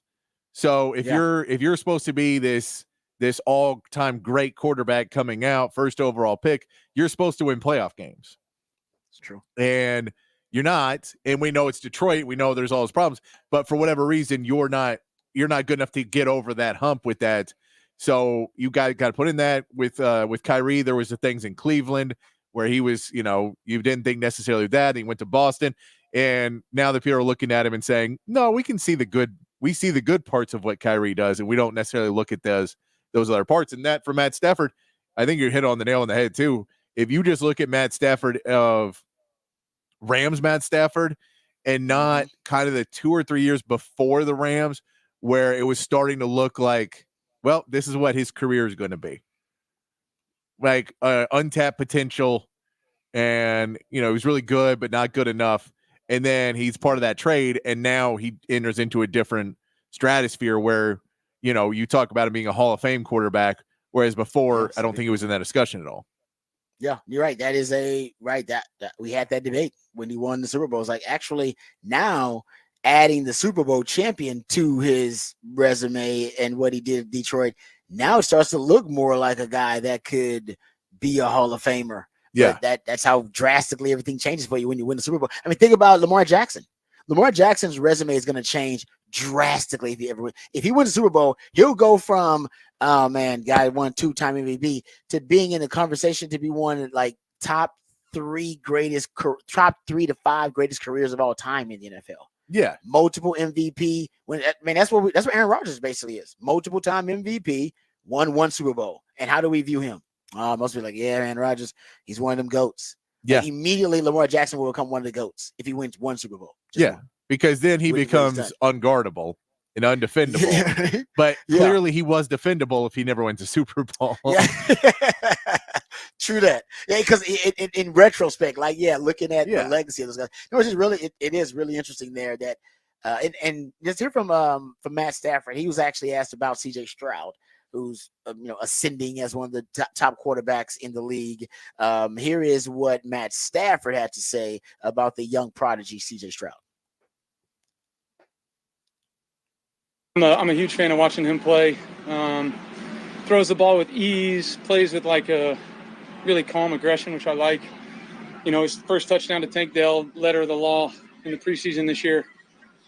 That's buzz coverage right into a dagger window. Usually not throwing that ball, but they didn't play it as well as they could, and he fit it in there for a touchdown. I mean, that's playing ball in an aggressive way, but smart. And I let him know that. I thought it was a pretty sweet play. So, he plays at a really high level, especially for a young kid. They've got a lot of talent around him, which is a lot of fun to watch, and he does a great job of getting those guys the ball.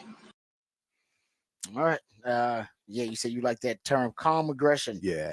That he plays with. I agree with that though, because he gets pretty amped up. I mean, you listen to him talk, CJ Stroud. He gets pretty amped up.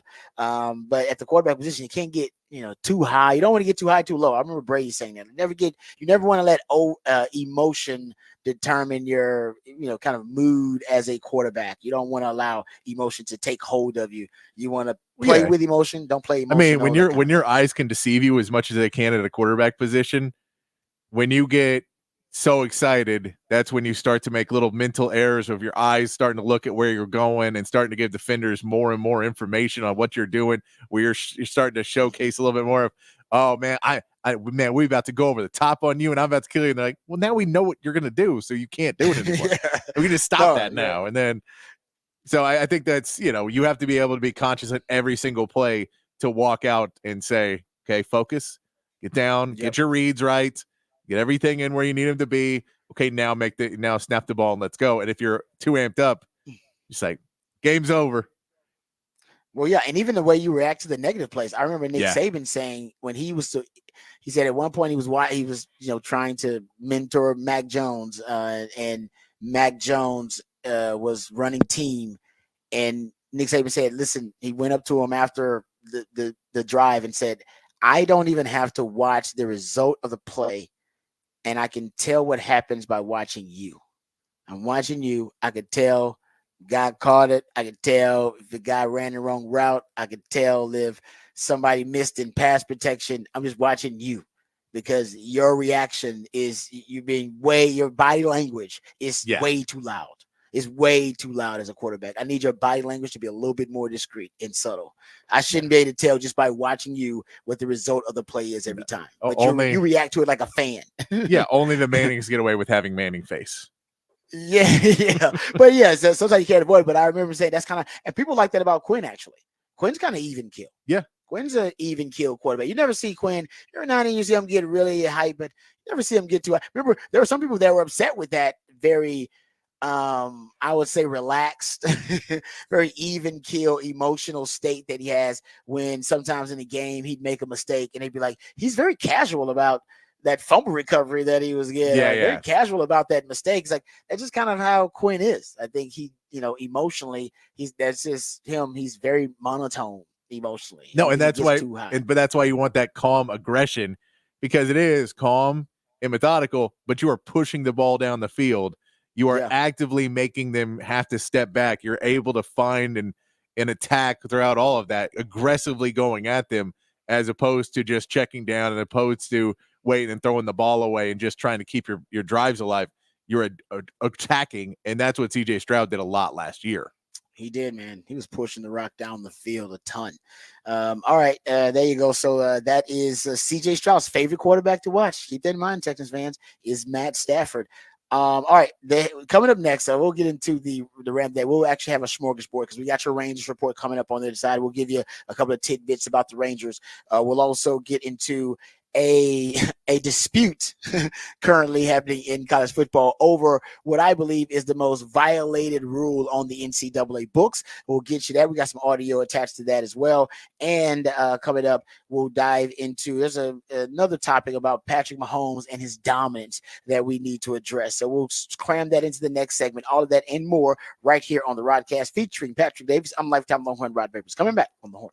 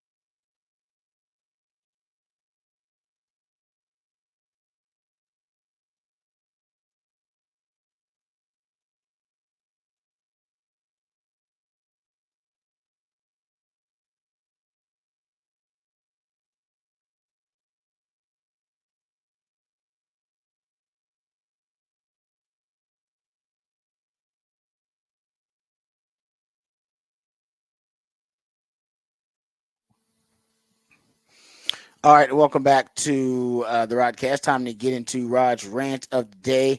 I got a couple of topics that I want to bring up here. One is it's probably the most violated NCAA rule on the books, and yet some coaches, they still continue to be really offended by it.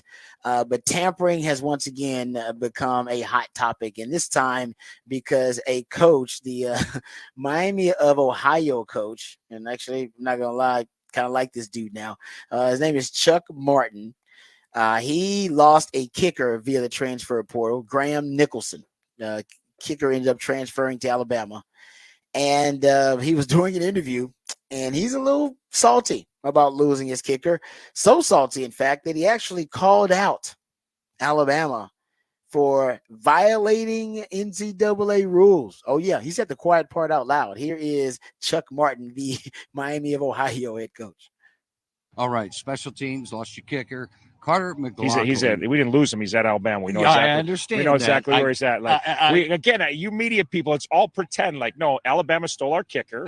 Yes, they illegally recruited our kicker and stole him from us. And like that's a fact. But that's but we act like it's not. We live in this la world. Like hey, let's not talk. I don't know why everybody knows what's going on. So yeah, Alabama stole our kicker. A couple other schools try to steal it, but then okay, what's the question? Let's talk about. Like I said, I kind of like this dude. I like that he's got like the testicular fortitude. Like the hell with it, man. They stole our kicker. Let me just say this, because we don't know any details. I don't know what proof he has. Maybe he's got some evidence of it. Maybe the NCAA cares. Maybe they don't. I think at this point, every program's got some coach out there that probably, by definition of the rule, is probably tampering. And in some sport, it may not be football. It may be so. It is the most violated rule on the books right now. There is no question of it. And I think ultimately, when you look at it, it's kind of like speeding. That's the way I can compare it to speeding. Speeding is the most violated law on the books. Everybody observes speeding every day. We probably all participate in breaking that law ourselves a few times a week. We even have rationalized it to the point where we believe, whether it's true or not, that we can go at least 5 to 7 to 8 miles over the speed limit, even in the face of a lawman, right? Even in the presence of an authority figure of some kind, and it still wouldn't matter because that is acceptable to be able to go 5 to 8 miles over the speed limit, as long as you're not abusing, that law and not abusing that privilege. I think the same thing is true for tampering. I think everybody does it, everybody observes it, and probably participates in it a few times a year when it comes to the transfer portal and when it comes to being able to communicate with players. So I believe it. I don't have proof of it, but I do believe, Alabama probably tampered and stole their kicker. No, and I mean, it's happening to everybody, and everybody's doing it too, by the way. Yeah, and what's funny is like that when he says some other guys tried to too. I'm like, I'm guessing that guy was basically told in no uncertain terms, if you transfer, you'll be at a better school than Miami of Ohio. Exactly. And you'll make more NIL money, and it may not be Alabama, but there's several schools that were looking for a kicker right now. You'll go to one of them. There'll be NIL opportunities for you there, better than Miami of Ohio. And so is that necessarily straight up tampering because it's not a team doing it? But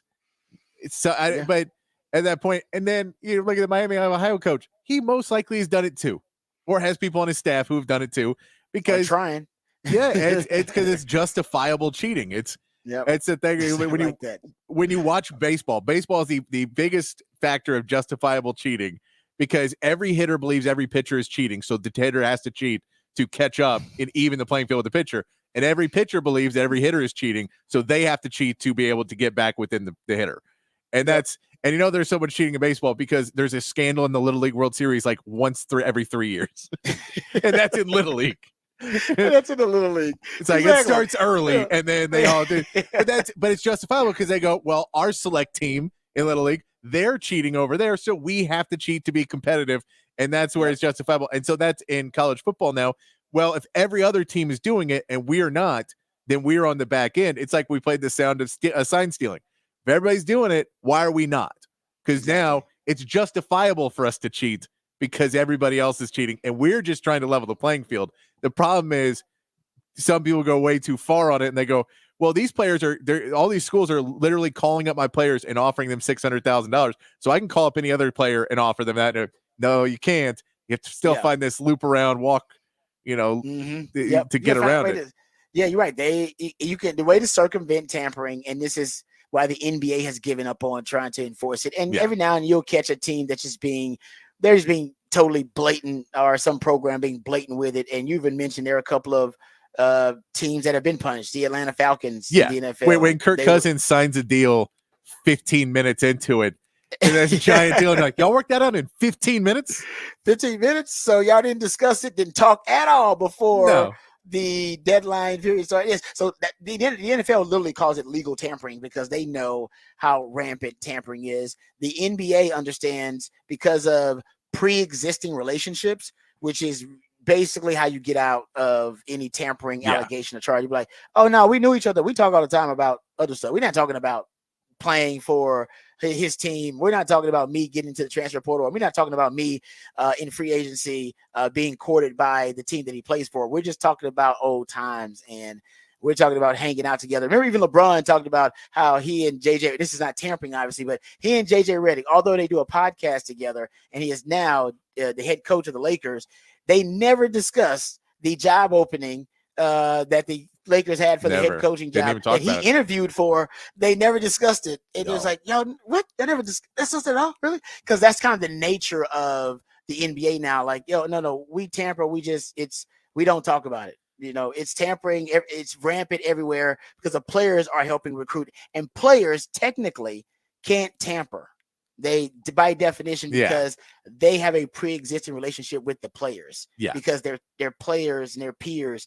So I don't know if you can prove tampering, is my point, at any level. No, unless you get compelled someone to get on the record as a witness, or you had the power to, subpoena power, I guess, to be able to get somebody's phone records of some kind. And I don't know if you'd be able to do that. Yeah. And even that, you're probably not talking to.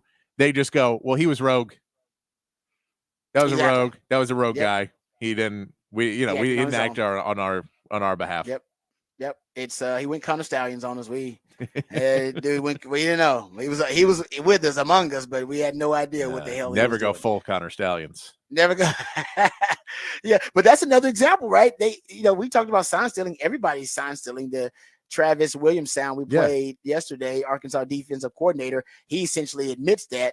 But everybody speeds, but you don't need to go 30 miles over the speed limit. That's when, all right, that's a bit that means you're a hazard on the roadway. That means you're a public safety hazard.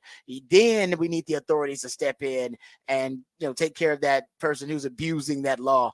And I think ultimately that's what happened in Michigan. Michigan using sophisticated electronic technology and sending Connor Stallions, or at least him, acting on his own, going to all the different games and stuff. It's like, no, you took it way too far. No, because way too far. Like, you go back to, I remember Jimmy Johnson talking about it at a point when there was some other scandal, and he was like, well, I used to send people up to the opposing team's coaching boxes to get any sort of papers or anything that was left behind in the trash. You would go through the trash and everything. It's not illegal for me to do that, but I would go through and try and find anything that was in there that we could put together and maybe find a secret that they threw away and didn't realize that we were going to get to. So he's like, I would send somebody up after every game. It's like, and if you're not doing stuff like that, everyone else is going to. So you have to be there. God, Jimmy was so good. There's another story about Jimmy Johnson where before one of those Super Bowls against the Bills where they blew him out, they were looking at basically practice footage for the Bills, because it was like a news story about the Bills. They just had a little bit of practice footage. They can show like a 5 to 10 second clip of practice or something like that. And Jimmy Johnson noticed on watching that little 5 second to 10 second clip of a news story of Bills practice, he noticed they had a shovel pass. Like it was a video of them doing like a shovel pass. And he went and asked his defensive coordinator, he was like, have you seen them do a shovel pass on film? He was like, no. He said, I've been tracking these dudes all season long, no shovel passes. And so essentially he was able to, he said he went and looked through all the film, and then he said he realized that that must have been something they were putting in for the Super Bowl. It must have been a special play they were putting in just for the Dallas Cowboys. And so basically Jimmy Johnson got his game plan, his guys, and got them ready to look for the telltale signs of that shovel pass. And if I'm not mistaken, I believe either it caused a fumble on it, or they intercepted it, or it was a big play in the game for the Cowboys. I'll go back and find, because matter of fact, we might play that audio for who said that, because it's a story of him talking about it. Like, he tells the story of him, and he said it was just a video clip he saw, and that's why coaches from then on, they were really paranoid about media coming out and getting clips of practice when Jimmy Johnson made that story public, because he's a genius at that kind of stuff. I mean, look, we just look at that trade, the Herschel Walker trade, and I'll tell you how smart Jimmy Johnson is and clever at figuring out those loopholes and tricks. Oh man, yeah, I want to find that audio, because I remember thinking to myself, man, who would see that as an advantage? Only Jimmy freaking Johnson. All right, there you go. So that is. By the way, we have Kalen DeBoer's response to this. Yeah, sorry, I don't think we played that. Kalen DeBoer was asked about tampering, and if they indeed tampered to get the kicker to Alabama. Here is Kalen DeBoer's response. Before we get started, the Miami of Ohio coach accused you guys of tampering with the recruitment of Graham Nicholson. Do you have a response to that? I don't know anything about that, I guess, that comment. I mean, he entered the portal and we reached out to him. So that's how it goes, right? So we did everything that we. There you go. So, hey, I mean, I think everybody's getting into it. You're never going to find proof of teams tampering, but everybody does. There'll be probably a really good 30 for 30 or whatever documentary about the beginnings of the transfer portal one day. And you'll hear the stories of the difference, because I've heard stuff of, I remember Brady Manick, the player that was at Oklahoma or Indiana or something like that, and I think Oklahoma, and then entered the transfer portal and didn't know. And there's like a thing where you basically put your name in, but you don't know when it gets processed. So you're just kind of hanging out, like, all right, I did it, I did the paperwork, and then it's like a day and a half later, and he was like, all of a sudden my phone just blew up. Because it was like, as soon as it went through that he was in, then everyone's calling you and everyone's trying to be the first one to get a hold of you because they want to get you in. He ends up going to North Carolina. But that was like, you hear that story of like, you don't realize how it works. But he's like, there's basically like this period where you're like, oh crap, did I make a huge mistake? No one is calling me. Yeah, I don't know what's happening. And then, but you don't know if it's processed yet. And everybody's gotten the whatever memo or email or whatever it is. Here's another guy in the portal, and you go, oh crap, we need to get him. Yep. Yeah. No, I'm with you on that. It's a good point. And I said, I don't necessarily know if I guess you're right about Iowa. They were able to prove that Iowa tampered, right? They said that he had illegal contact with, was it Cade McNamara before he entered the transfer portal. So I wonder how they get the proof of it. That's what I want to know. Somebody had to give up the goods then. Somebody has a screenshot of the conversation or something. Yeah. Otherwise, you need the parties involved and it could just be a he said, she said. So you got to have proof. Exactly. You just be like, oh no, he said he called me first, and the coach would be like, I didn't call him at all. And I guess then at that point, you could ask for phone records or something like that. Yeah, and I mean, and that also, it's that was too. It's a head coach, so it's a different thing. Of normally, it's like some assistant of an assistant that's part of a booster that is that initial contact, so it doesn't have as much ties back. But if you're saying the head coach talked to you before you went in, that's much. You're not supposed to be doing that. Okay, no, that's a good point. So that's how tampering. I mean, trust me, folks, it's going to be tough to prove anybody's tampering. And the truth is, your team is probably doing it too.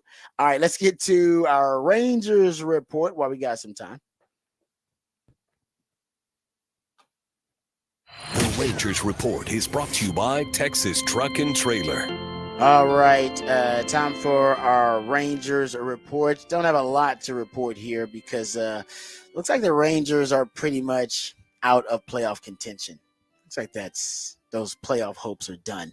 They will start a weekend series with Cleveland, starting with the Guardians. They're going to start that tonight. 6:10 is the first pitch. Nathan Eovaldi is going to be on the mound. Here is, this is potentially good news, even though, I don't think the Rangers are going to make the playoffs. So it's not necessarily good news for the season, but it's just good news overall for the organization. Jacob deGrom has taken his biggest step yet toward getting back. Apparently the right-hander, essentially deGrom pitched in a game for the first time since April 28th. He threw 29 pitches over 2 innings in a minor league rehab assignment at AA Frisco on Thursday night. And he's 36 years old, working his way back. He said it's very important, even though a lot of people believe that the Rangers are out of playoff contention. He said getting back is very important to him. He said, this way, if I get back, I can treat the offseason a little bit more normal. If I don't get out there, it's going to feel like I've been rehabbing all that time through whatever that is, almost a year and a half. So he said he wants to get back. Yeah, it makes sense. It makes perfect sense, actually. That's I'm glad he even thought about that. Most people would go, no, just shut it down and then you can rest and rehab the entire time. And he's like, no, that's psychologically, that's damaging for me. Yeah, and that means I haven't seen game action in over a season. Yeah, it's just lose that edge a little bit. No, I think it's a smart idea. Try and get him back. And I mean, if you're the Rangers at this point, you're trying to just get stuff ready, kind of set yourself up for next season. You still got a lot of young talent on that team. You weren't sellers at the trade deadline, so you still got those guys on there. But yeah, tonight it'll be an interesting piece with Nathan Eovaldi. He just hasn't pitched well his last few outings, and you don't know if it's fatigue as the season is worn on, if there's an injury he's trying to fight through, but hasn't looked like his normal self in the last few starts. See if he can turn it around, or maybe that'll be one where if you get a deGrom back, you're not as stretched in that starting rotation where they just need him to be there right now. They need the bodies for Eovaldi to be there. That maybe you can give him a little bit more time off and maybe shut him down with a couple weeks left in the season to not risk a bigger injury near the end of the season. Remember we were talking about what the temperature was on the field for that Rice game last year? Remember Andy Wall used to work for LHN? Yeah. She claims that it was 150. Woo! That's crazy. That is that was like, it was like 90 minutes before kickoff, and she tweeted that out. That's crazy. No bueno. That's insane. Yeah. That's insane. Yeah. All right. Don't want to be. I'm coming from Colorado. Good Lord. Yeah. I feel bad for everybody out there. All right. We come back. We'll have your portion of Who Said That. That's when Patrick plays pieces of audio from the sports world, sometimes beyond the sports world. And based on the context clues or familiarity of the voice, you have to identify who said that. The Rangers Report is brought to you by Texas Truck and Trailer, your premier truck accessory dealer.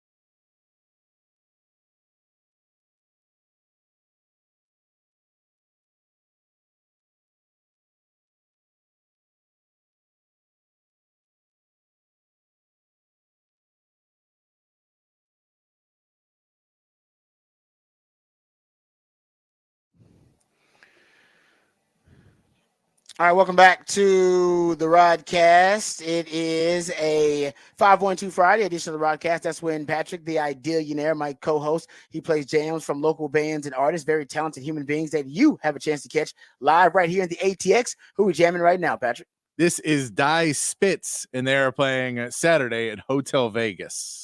Die Spitz. All right, I like that. Okay, let's also go check out Patrick's topic for the Big Fat Poll of the day. That's posted also on the X account, the Horn at the Horn ATX. He wants to know, how big does Texas have to win against Colorado State for you to be satisfied? Just win 15 to 30 points, 30 to 40 points, or 40 or more points. And right now, 15 to 30 points seems to be getting the most votes. 35% of you voting that Texas wins by 15 to 30 points. That would be satisfying for you. And then 32%, that includes me, wants to see Texas win by 30 to 40 points, come closer to covering that number. All right, time for Who Said That. That's when Patrick plays pieces of audio from the sports world, sometimes beyond the sports world, based on the context clues or familiarity of the voice. You have to identify who said that.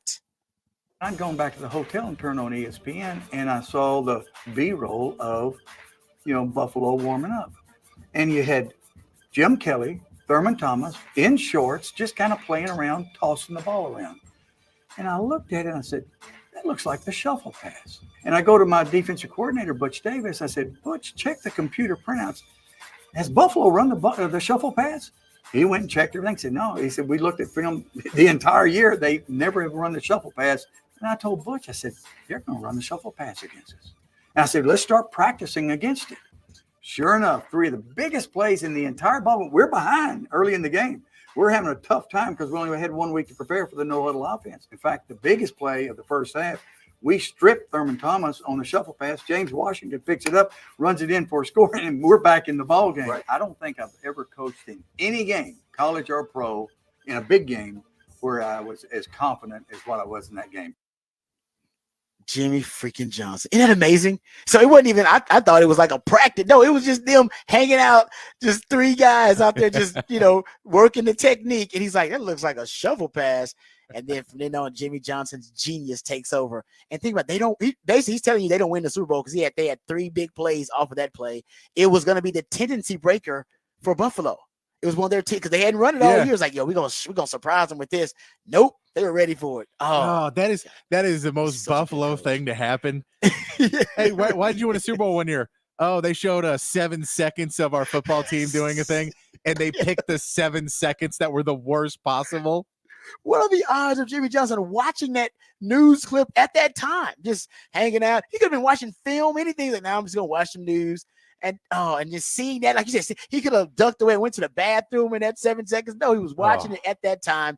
And then the genius to think about, that looks like a shovel pass. Let me go talk to my defensive coordinator real quick. Hey, Butch. And then the rest is history. I love that freaking story. I mean, if the cameraman just sets up a different angle, different players, anything, the defense is working on something, all of that.